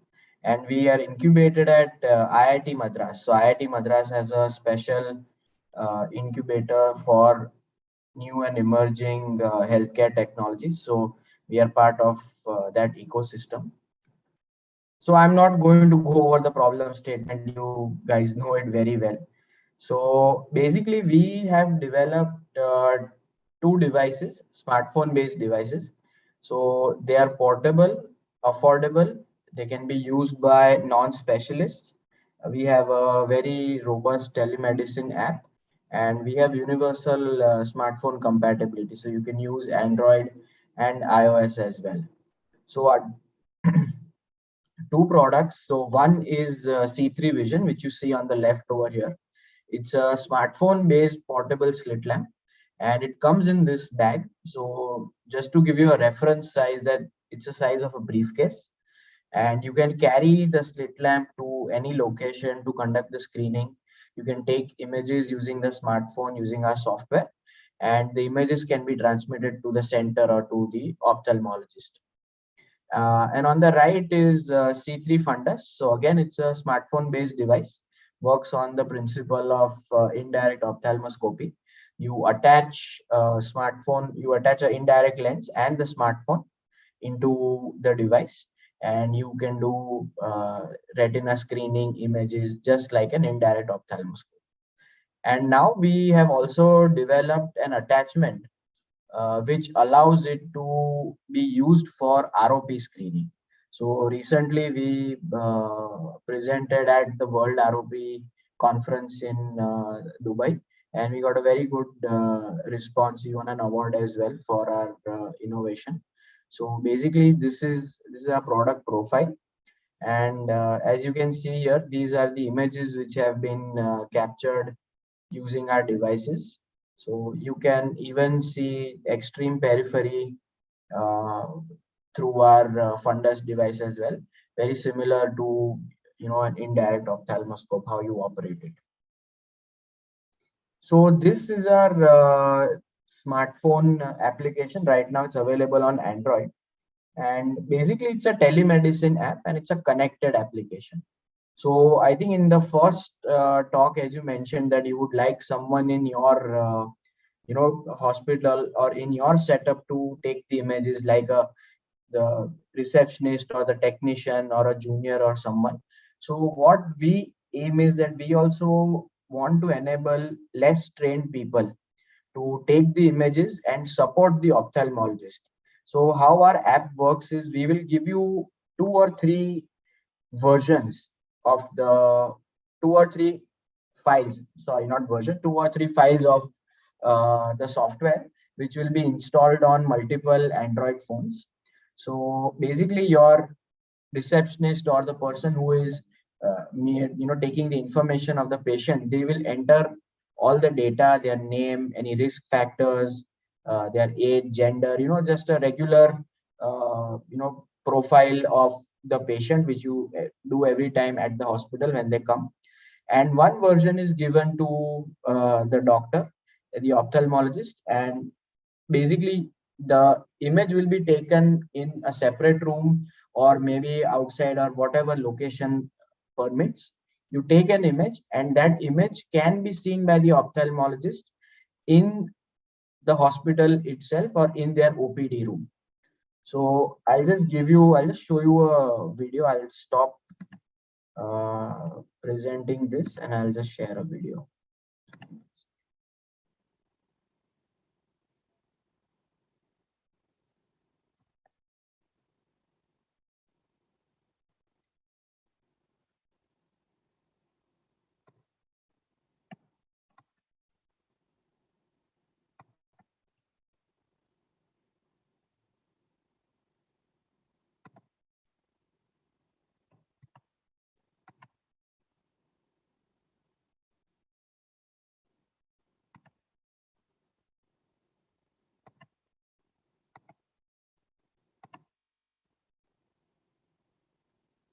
Are you guys able to see it?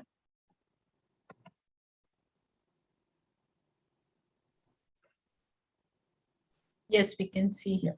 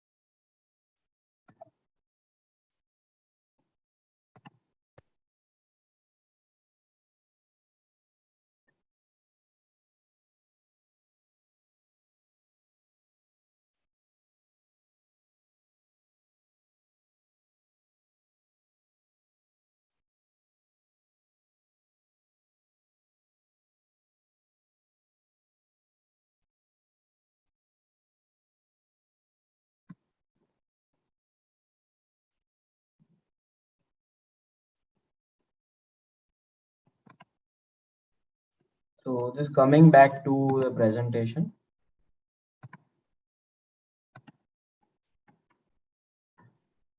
So basically, we want to bridge the gap that, currently, as you mentioned previously in the presentations, there are a few ophthalmologists who have, set up community screening buses and everything for the screening.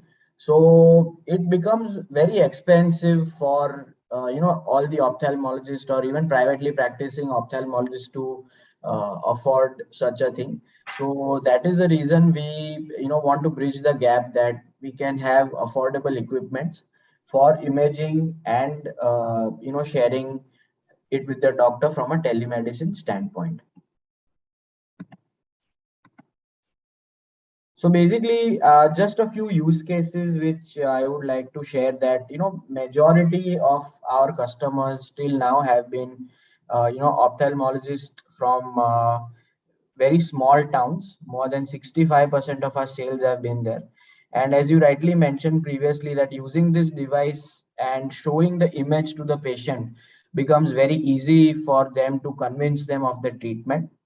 And that is the reason that we have been able to get a good traction from the smaller areas, where it becomes very difficult for ophthalmologists to buy the expensive tabletop, fundus cameras and slit lamp imaging systems. So from a current scenario point of view, I just want to, share the price that C3 Vision is priced at 26,000. and our fundus device is priced at 8,000. So they both are readily available, very easy to use, and they can make a very good difference to your practice from an imaging point of view, and as well as converting the patient to a treatment patient as well. And the cost at which we are doing that, it sometimes it can happen that lot of doctors, they include the imaging as part of their OPD cost itself, rather than having a separate charge of 400, 500, 800 rupees for taking the retina or any kind of slit lamp imaging. So that is the difference which we look at. And we are a initial stage startup operating since the past 2.5 years, and we want to give accessible and affordable equipment so that all the ophthalmologists can have imaging equipment in their clinic.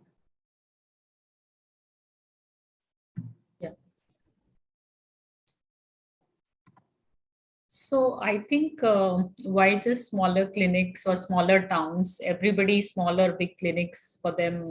This looks like a good device, and compared to an anterior segment photography camera, which would cost us something like 3 to 4 lakh rupees, this is 26,000 rupees. It's a very affordable option, and I think every clinic today needs an anterior segment as well as fundus photography camera, some or the other device, because like Samina said, a picture speaks much more than words. So even if it's an anterior segment pathology and we are monitoring it, then this serves as a very good tool, apart from being a very commercially viable option also.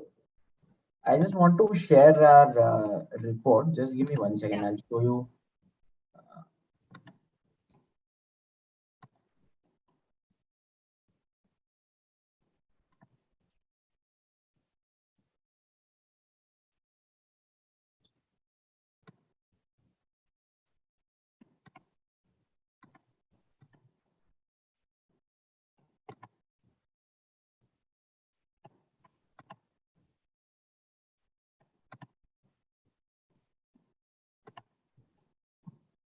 So if you guys can see, you can add all the patient's information. Your hospital logo would come on the top left. This is our company logo. This is the time and date stamp. This is just a sample report of the patient. And you can write down any diagnosis, all the information, and you can capture images, and you can give a printout of this. You can share it with, if you're referring them to a different hospital or a clinic, you can share it with that particular doctor as well. Looks good. Samina, any comments from you? Just wanted to ask whether how user friendly. Can you share? I saw Ashish Nagpal and Dr. Banker's reviews, but yes, is there somebody here who has used your devices, and how user friendly this is? So basically, from a user friendly point of view, they are extremely user friendly. And I'll just give you 2 use cases of each of the device. So C3 Vision is the portable slit lamp. So majority of our customers, I have trained a lot of optometrists more than ophthalmologists for using the device. So basically, they give it to their optometrist, they take it to the camp, and you take the images over there, you redirect the patient to the main center. And also a lot of cases within the clinic, as Dr.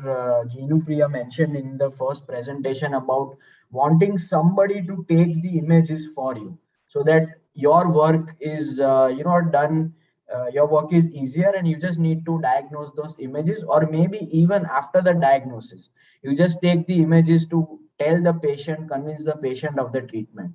So majority of our users, I've trained a lot of technicians and optometrists, and even receptionists also, because if you know how to use a smartphone, you will be able to use our device. It's that easy to use. And from the fundus point of view, the learning curve is very small, because it operates on the principle of indirect ophthalmoscopy. So it's, you use your smartphone and the lens. And the most important factor and the USP of our device is that we have a forehead rest. So you are used to holding the lens in one hand with the IDO on your head, and you have the balance and the clarity to, see the retina with the lens in your air hand, lens hanging in the air. So what we have done is, in order to enable a less trained person, we have created a forehead support, so that once the optometrist or the technician puts it on the forehead and align it with the eye, you automatically get an image of the retina. You don't need to look for the red glow, basically, because the less trained person would not know exactly what to look for, how to, how much the lens needs to retract in order to get the full image. So we have, all these features, which we have a movable ring, which is a rail basically. So you move the rail behind and automatically you get the image of the fundus. So they are extremely user friendly and very easy to use for less trained people as well. So we have to use it and see Samina. So Absolutely. Samina and me can be the first users of come this. to Noida and Bangalore, and we'll be happy to use your devices. Absolutely. So I'm sure it's a very useful device for the group, and many of us would benefit from using this, and definitely we'll contact you for that. Absolutely. Yes. Thank you so much. Thank you. Thank you. So next presentation. So here, for those who are attending, I also want to tell you, everybody, all of you know about the annual conference, which is happening in November. And in this conference, there is an industry one-to-one session. So you would have the opportunity with interacting with the industry in on roundtable meetings. You can discuss, you can come with all your plans to buy whatever you wish to, so that you can get the best deals there. And there are mentors who will be there to help you with this. Yes. So thank you. It was a very nice talk, Mr. Yash, and I'll just give a brief introduction about our next speaker, Dr. Parul.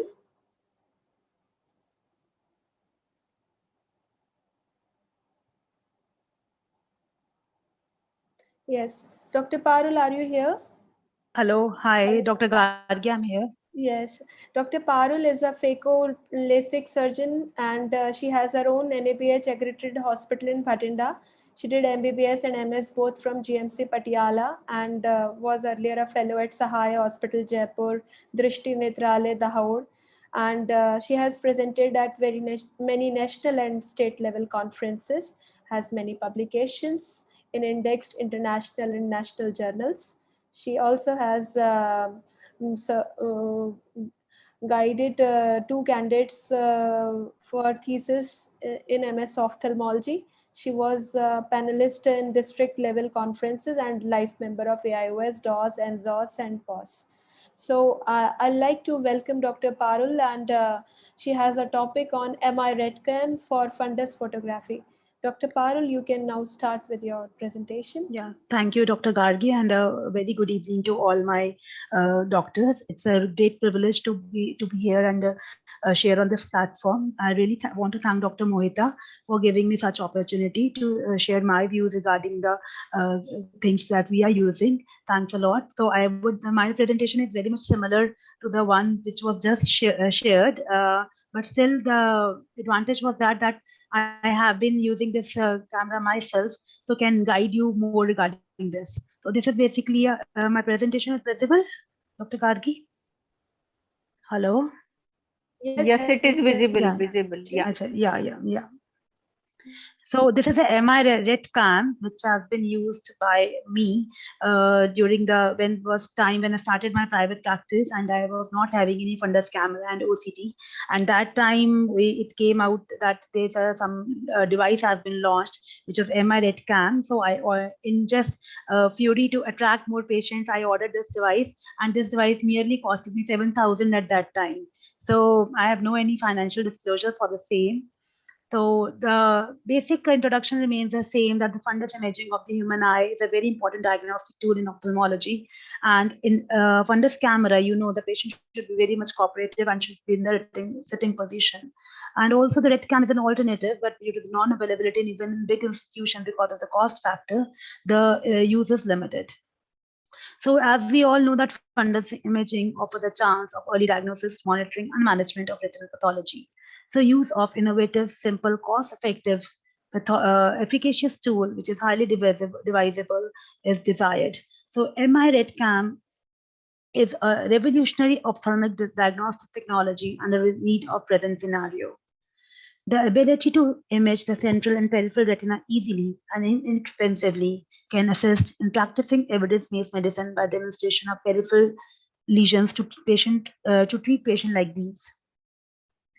So practicing in India, a developing country, we really realize that how much a wider need for a smartphone-based, inexpensive portable devices there, which could be capable of imaging central and peripheral retina. In India, many retinal practitioners and comprehensive ophthalmologists practitioners find it difficult to afford even a fundus camera in the beginning of their careers. And smartphone is a basic necessity I am sure everyone is having nowadays. So the Make in India Red Cam is inexpensive, innovative smartphone fundus camera to achieve a good quality of the imaging. So I conducted one study to demonstrate the utility in the documentation and monitoring of retinal pathology in any age group. So total 50 patients, they underwent fundus examination. The study I conducted at my own hospital, and the age was from 3 years to 65 years adult. And it was conducted in a period of 2018 to July 2019. After that, I purchased my OCT and fundus camera. So the effectively nowadays the use is less, honestly, but still it still is a basic gold standard tool in my CAM practices. So this was a data where we material methods I just show. So the exclusion was media hazy and the corneal uncooperative patient. The devices used was simple smartphone, MR RedCam, and 20D lens. So the data collected was these things that were diagnosed by us. And according to age distribution, it was mostly prevalent used in the patients who were having more than 60 years to 80 years, because that was the time where diabetes and hypertension hits in. So it has got a very good resolution, and the technique is quite simple to use.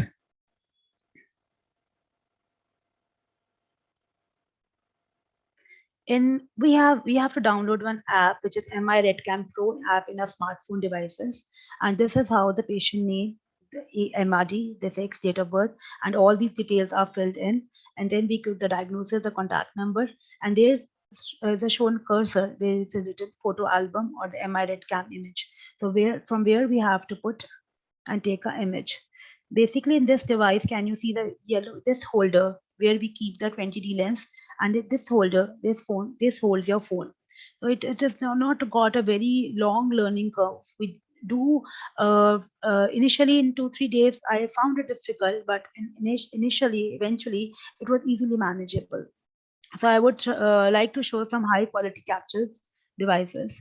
One diagnosed was a puncture retinopathy. The child came to us with the chest compression with the truck side. Actually, we have orthopedic also along. So this child was referred to me by my husband only for the subconjunctival hemorrhage. And when we dilated the patient, it was seen to be a puncture retinopathy case where there was a hemorrhage and the foveal reflex was well increased. Then in the clinical practices of clinical significant macular edema, which holds a basic and the fundamental use in treating the diabetic patients, it really helped a boon.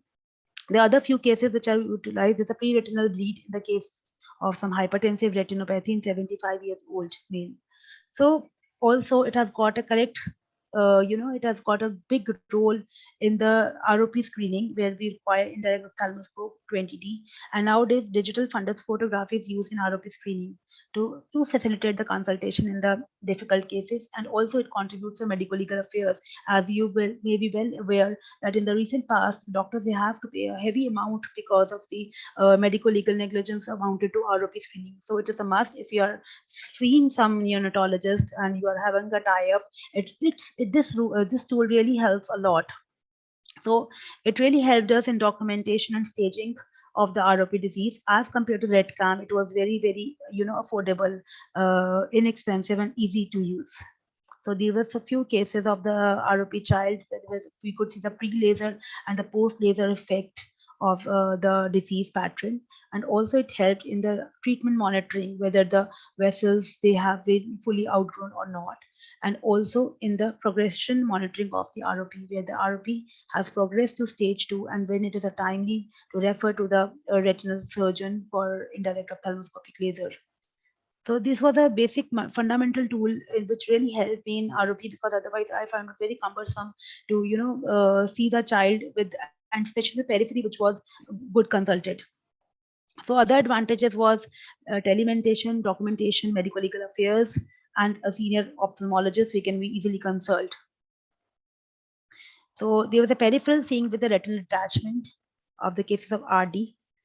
We could also see lattice. That is the extent of periphery that we can see with the device. And one patient was referred to us with a UTI and antiparatoid, and it came out to be benign intracranial hypertension. And another patient of retinal choroidal coloboma. And also we can use this tool for the glaucoma monitoring to see the optic nerve device.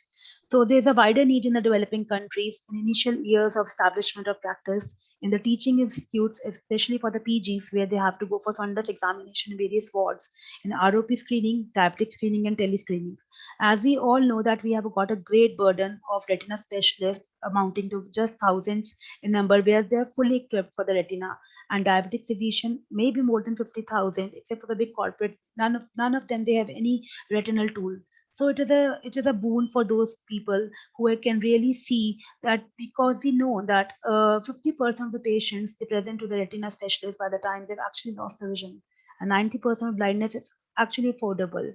70% of government clinic and 43% of private clinics still lack retina imaging instruments. So why I chose this device, because it has got a great imaging capabilities to central fundus, peripheral fundus in imaging, and diffuse interior light segment imaging also. So this was a photograph which were taken by another people who have been using this device since long now. To show the image clarity with the my now fundus camera, I can see and compare the images are quite good. And this is a peripheral retina imaging which has to be reviewed for the publication.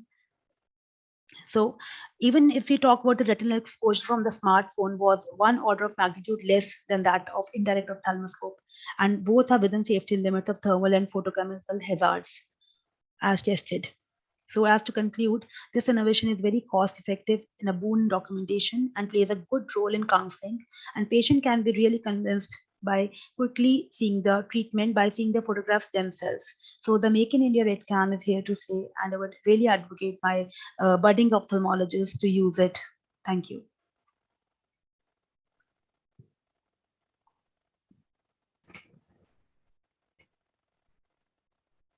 Thank you, Dr.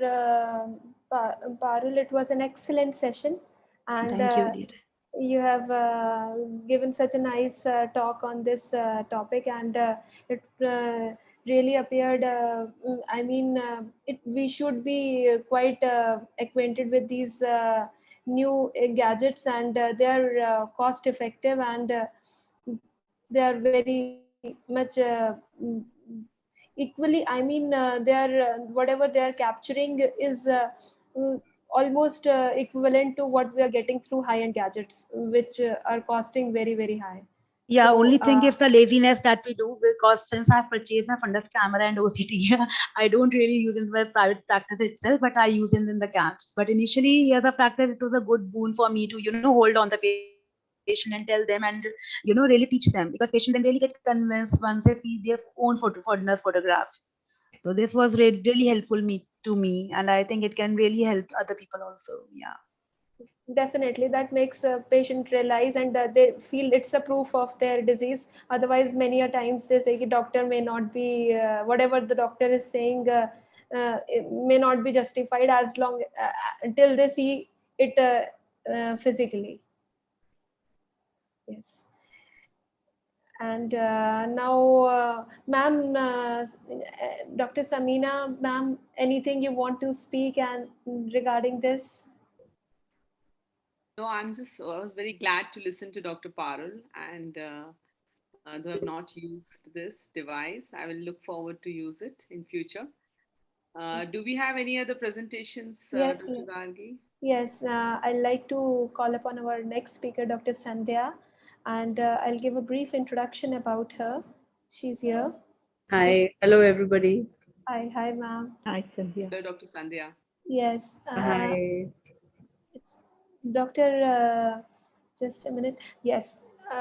We know we have Dr. Sandhya ma'am here. She is a vitreoretinal consultant at Sant Permanent Hospital and Shamlal Eye Hospital. She is a graduate from Lady Harding Medical College, postgraduate from Maulana Azad Medical College, DNBSRship from Eye Care Noida. She's a fellow from Retina Foundation. She's a fellow of International Council of Ophthalmology. She's a fellow at New York Eye and Ear Infirmary. She had many paper presentations and talks to her name in Delhi state and national conferences for last 15 years. She's the head of Delhi chapter of Women Ophthalmic Society, faculty in DOS, VRSI, IRSI, and many conferences. She is a panel in various national and international meets, and she's examiner, thesis assessor in various DNB ophthalmology program states. And besides that, she's a very good mentor, guide, and I have personally met her for last 3-4 years in good many WOS events, and there's much to learn from her. Now today we are here with the topic. She'll be speaking on refurbished vitrectomy and phaco machines. Are they an option? I'd like to welcome ma'am to come up with the talk. Thank you so much for your very kind and lovely introduction. And I greet everyone on this Monday evening. And I've been listening to some of the talks, and in between I was like little tied up somewhere, so I was listening to some in between things, and very interesting. And first of all, I like to congratulate Dr. Mohita for a wonderful initiative and wonderful topics. So I can't share my screen. I think I think your screen was sharing, so I'll try again.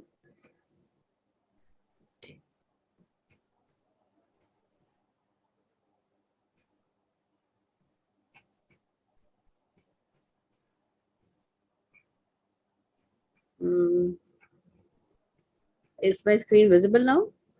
Not yet. Any particular thing that I have to do for, to share the screen? You have Click opened share your, screen. Yeah, I did that. It says open system preferences. What do I do? IT person can help me.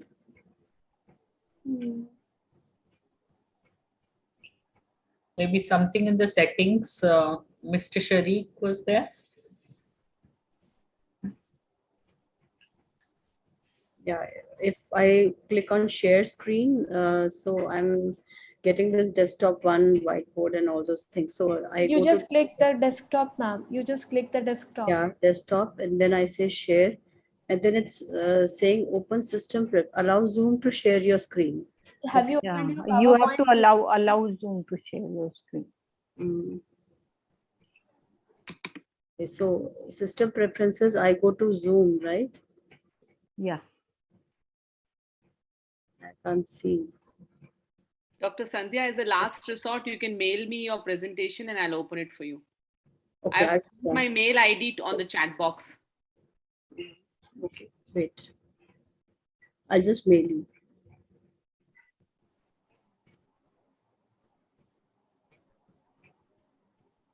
Because my presentation was open in the background, so I need to close my presentation to mail, right? Can you just WhatsApp me your email ID? Just put it in the group. Yes, I'll do that, Dr. Sandhya.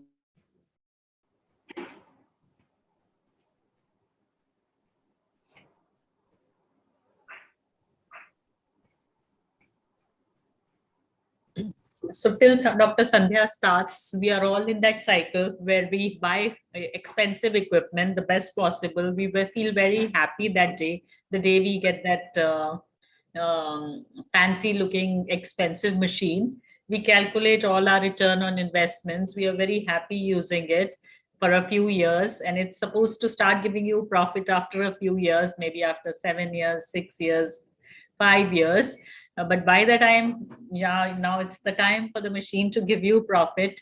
You realize that now you have to pay a high CMC or AMC, and or it's time to change the machine, because often they come and tell you that now the spares won't be available in the next 2 years. So better is now you change your machine, because we won't be able to give you any support. So considering all these, and this is something which we all ophthalmologists are going through, and considering all this, Sandhya's topic seems very relevant, because we all have been wondering whether refurbished machines is an option. Right, Dr. Neera? Yeah, very true. In fact, if you see quite a few high-end practices in today's date, they started with lots of refurbished equipment.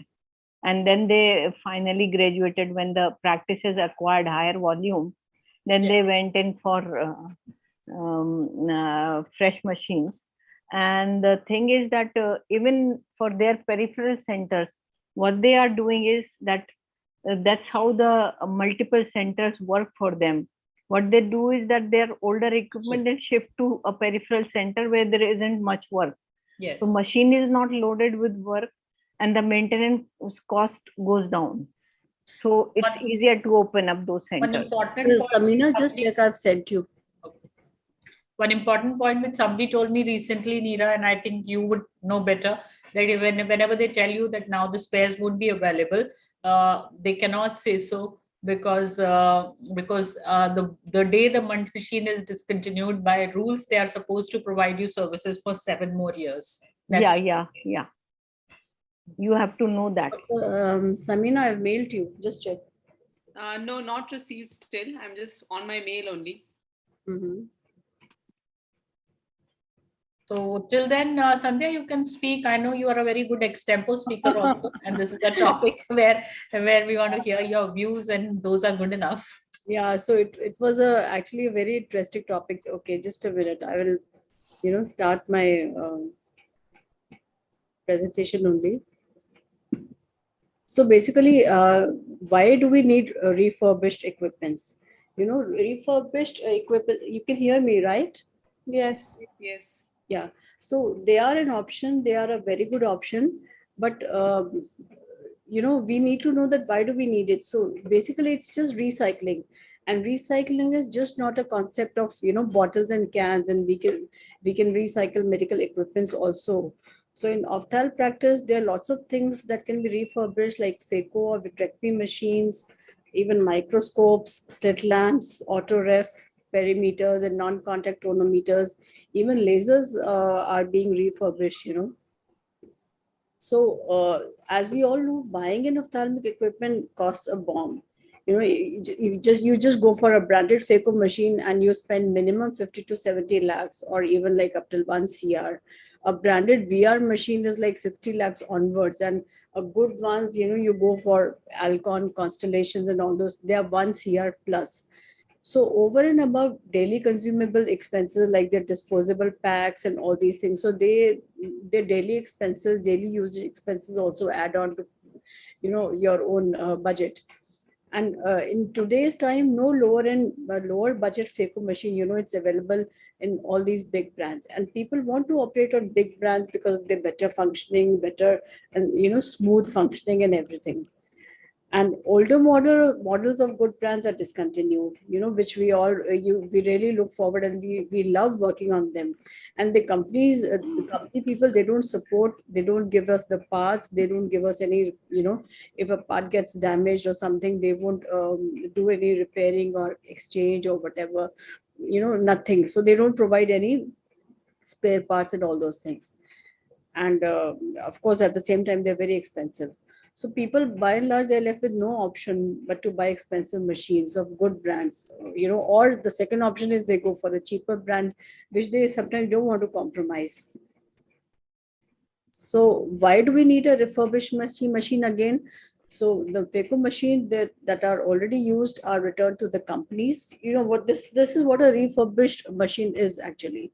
So there the machine is refurbished in the sense that all the parts which are damaged or non-working, they're taken out if repair is possible, or the new parts are put, cleaning, servicing, etc., done, and then they make it fit for reuse, and then they put it for sale.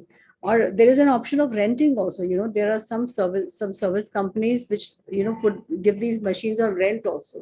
So you can have a package of something like a microscope with FECO machines which you can get on rent from these service companies. And who are the sellers? So the practitioners who want to upgrade their practice, upgrade their old machines, they want to buy new machines. Then there are senior practitioners who want to wind up their OT practices. They have machines or microscopes sometimes in a very good condition, but they want to just have a little OPD practice running, and they're in the verge of winding up their practices. These people, they want to sell. Then there are some government or corporate hospitals which are a part of, something like a corporate hospitals and sorry. Okay. And their policies are like sometimes very stringent, and something goes wrong and the repair and all those things are at times difficult in their policies and all those things. So most of the time these machines, even if there is a small part which is damaged, there's a small problem, and the whole machine is they're condemned and just lying there, and then they want to just get rid of it. And someone who has discontinued practice or merges with a big chain or some corporate or some franchisee or etc., so they want to sell off their old machines. So these are the potential sellers basically. So then what happens is there are companies that deal in refurbished equipments, and they're not the branded companies, because there was a time earlier that even branded companies like Bosch and Alcon also, they used to take machines, old machines, and refurbish. But these days these big companies have stopped doing it.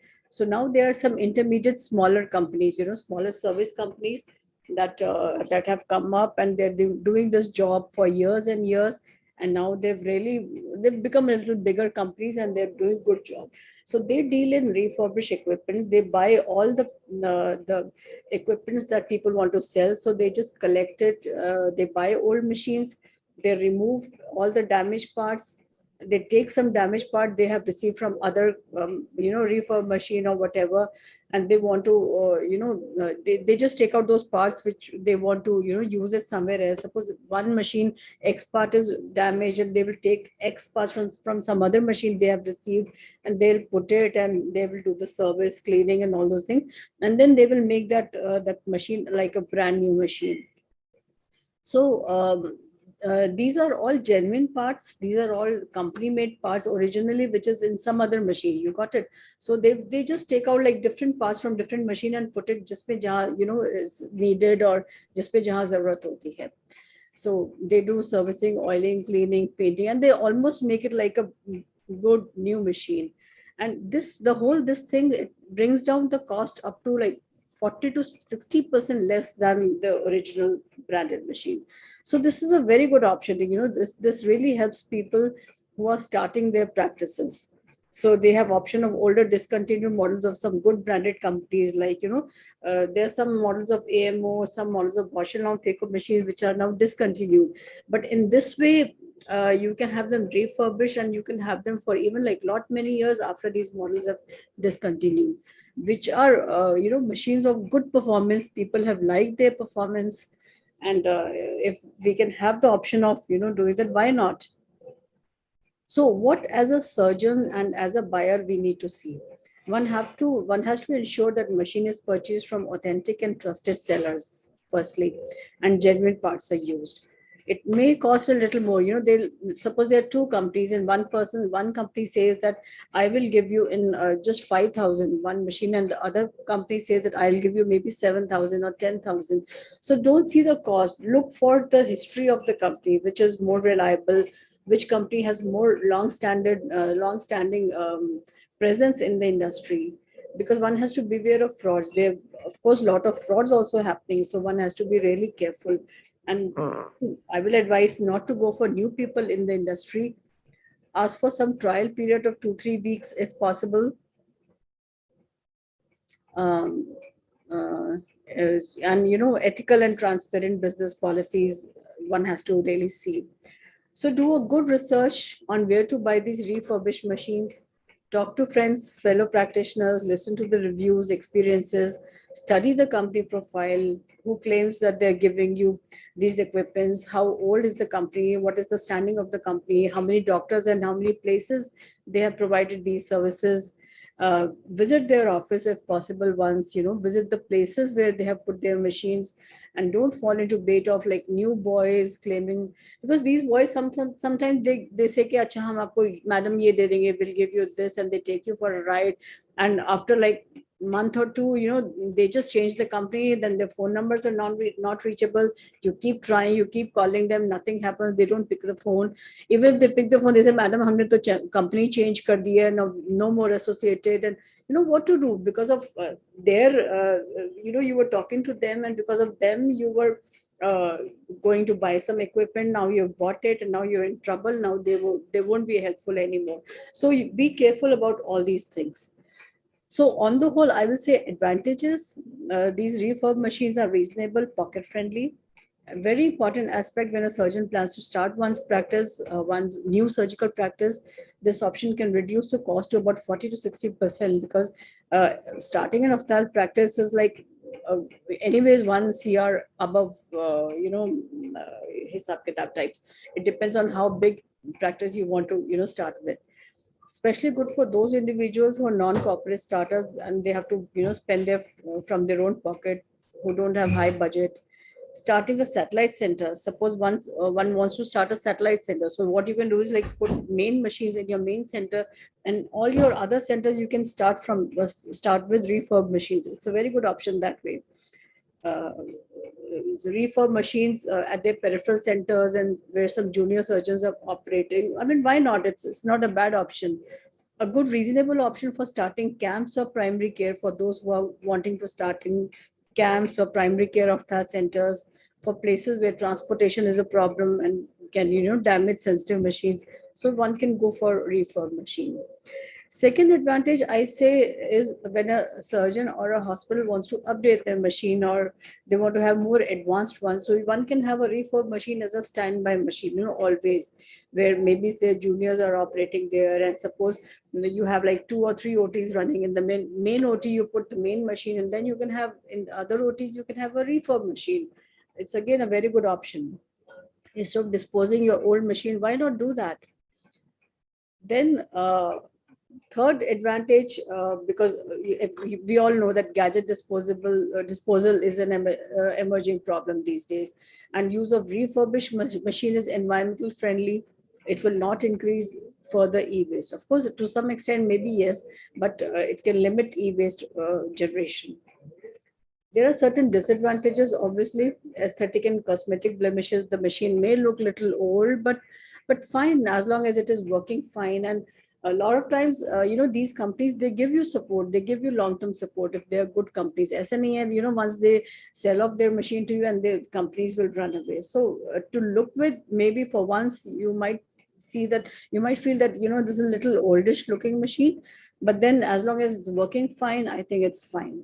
The performance, one can feel it can be little substantial and not guaranteed, but again, it's not always so. Service life, people may feel it's not guaranteed, but with a good service company, one can have good services throughout. So though it's a good and reliable, if there's a good and reliable dealer, so one can have appropriate services, and mostly it's not a problem. So I just want to show some pictures, but because maybe I can show on my phone,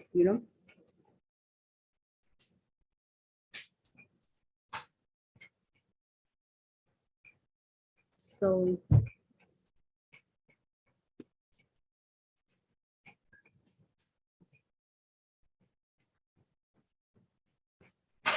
can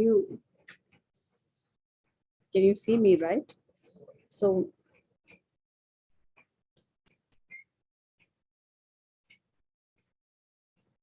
I don't know if I can,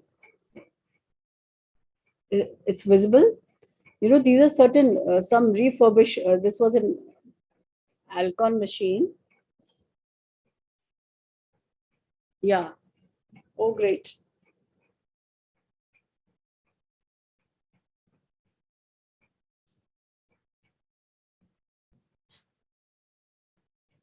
Yeah, so just the top one, this was an Alcon refurbished machine I had worked on some time back. So this there was just a little problem in that cassette holder, you know, cassette was getting fixed, and just that part, that rotating drum, there was problem in that, and we got it exchanged. This part was changed from these people, and this machine was running wonderfully after that. There was no problem with this machine. We had used this machine for quite some long years. So there's some more pictures just to show you, you know, what other instruments, what other equipments, even your simple. This was in a refurbished laser.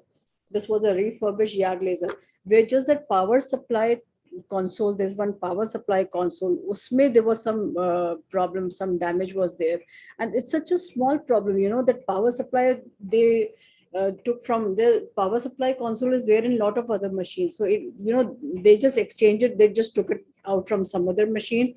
It was not a YAG laser, but some other machine, and then it was working absolutely fine, and we used it for quite long years. You know.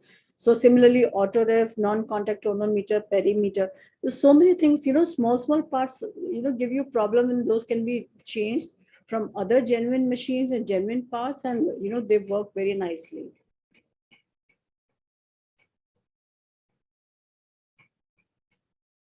So I really am very happy to listen to you, Dr. Sandhya. Dr. Neera, we want to hear your opinion. But one thing which I would like to suggest here is that as this entrepreneurial group, we should have a list of these reliable dealers. You know, with our yeah. own experience and Yeah. our other male colleagues' experience also, Yeah. we should have a list of reliable dealers from whom we can buy, from where we can buy these machines. We can have a data. So one I can say, most of the times we take from Venus Surgicals. You know, these are reliable people. They have been there in the industry for very long time. You know, I have seen this person grow from, he was like he was such a small you know, a small 2-3 people company, and you know, he used to uh, just take old equipments, kept collecting old equipments, studying them, and now he has a big team of, you know, engineers, and they just take out I mean, they're all qualified engineers, and they do a good job. Based out of Now, Delhi. who is the person in Venus Surgical? I mean, who I deal with is like Pandey. I think a lot of people know him, Manoj Pandey. Manoj Pandey. Yeah. I know him. Yeah. Yeah. Share And his number. I know there are other dealer companies also. I know offhand, I'm just forgetting their name, but once I remember, I can just put in the group. There are a few more companies also. We can actually I had already put list in a of group. some of the reliable people. I think Neera had also put one. So from where they have had some experience, so that at least, you know, there is some reference rather than having no reference. I haven't bought anything refurbished as yet. I have sold my equipment, never bought refurbished one.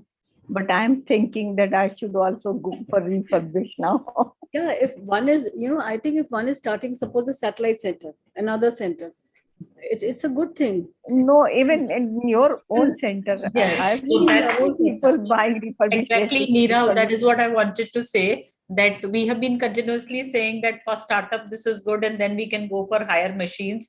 But with time, we have realized that we actually started with very high-end machines, and we realized that we never earned any money from them. So we, with time, realized, okay, let's go in for the refurbished now. It's the other way around. We are coming. We are stepping backwards. Yeah, and it's time to earn money. That's what we've been thinking. Yeah. Right, Meera? Yeah, I agreed. Absolutely agreed. So when we started our practice, that was the time, we were always thinking about refurb machines, because once I started working on Bosch and Lomb, Faco, and I loved it so much, so they discontinued with the model, that was the time when I was using Protege. So they discontinued it, but I was like, कि मुझे तो यही use करने का मन है, मुझे तो इसी पे ही करना है, and I got it, refurbished somehow, and it was such a wonderful machine. I used it for years and years, and then Protege was a very nice machine. Yeah. Then their Millennium, and then Alcon. So I've always liked, these branded machines, but they were so much out of bound because of the high cost and everything. I mean, now it's fine. Now we can afford, but at the time when we were starting, they were always out of bound for, most of the people who are starting to practice. So for them, I think refurb is a good option. So I had a question here to all of you who have used and who have a good relationship with dealers who sell and buy refurbished machines. Is that there are some machines with some companies say now it is out of service. So they threaten you and they say now abhi you have to buy the upgraded one now immediately because it's going out of service. So do you think that these dealers will also help us with machines which have gone out of service by the parent company? Some of these dealers do the repair work also, and they are pretty good at it.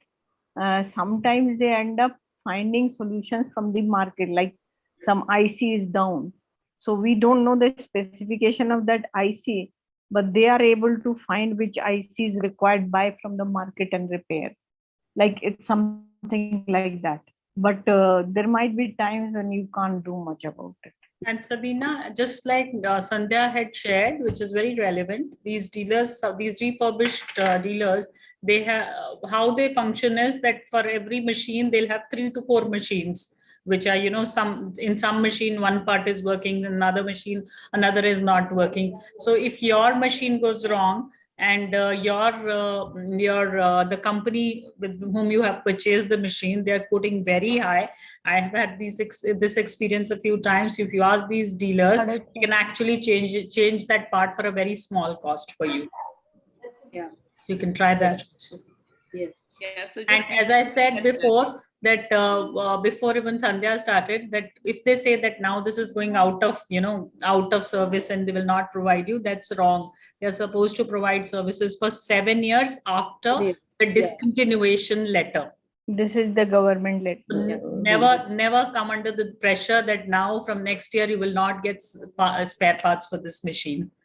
Yes, absolutely. These are their tactics, No, if you pressurize them, they do everything. Yes. My AB scan got spoiled, and the fellow was asking, repair ka 2 lakh lagega, 3 lakh lagega, aise hoga, ye hoga. So I told him, bhai, to main phenk de rahi hu, mere ko teri nayi machine bhi nahi leni hai. Theek hai? And then I kept on bargaining with him, and then finally what he told me, एक मैं आपको नई machine मंगा देता हूँ वहां से, जो कि डेमो मशीन है, यूरोप में यूज हुई और you give me the repair amount and I'll give that new machine to you.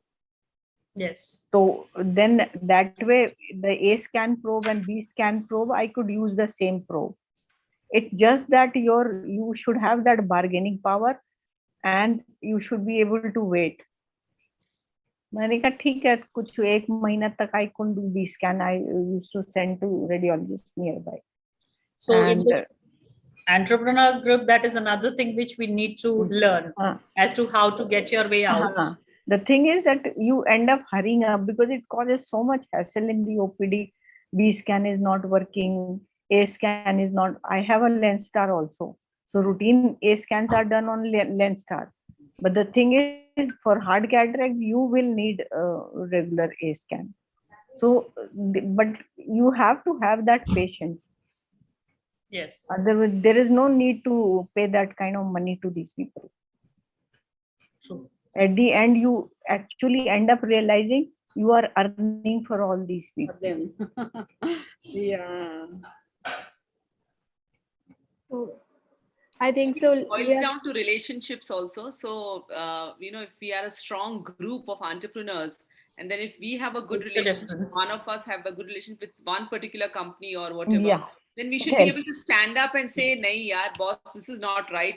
You're not doing this correctly for this doctor. Please see that you do it. So that we will have to take that advocacy and be proactive and stand up for our group.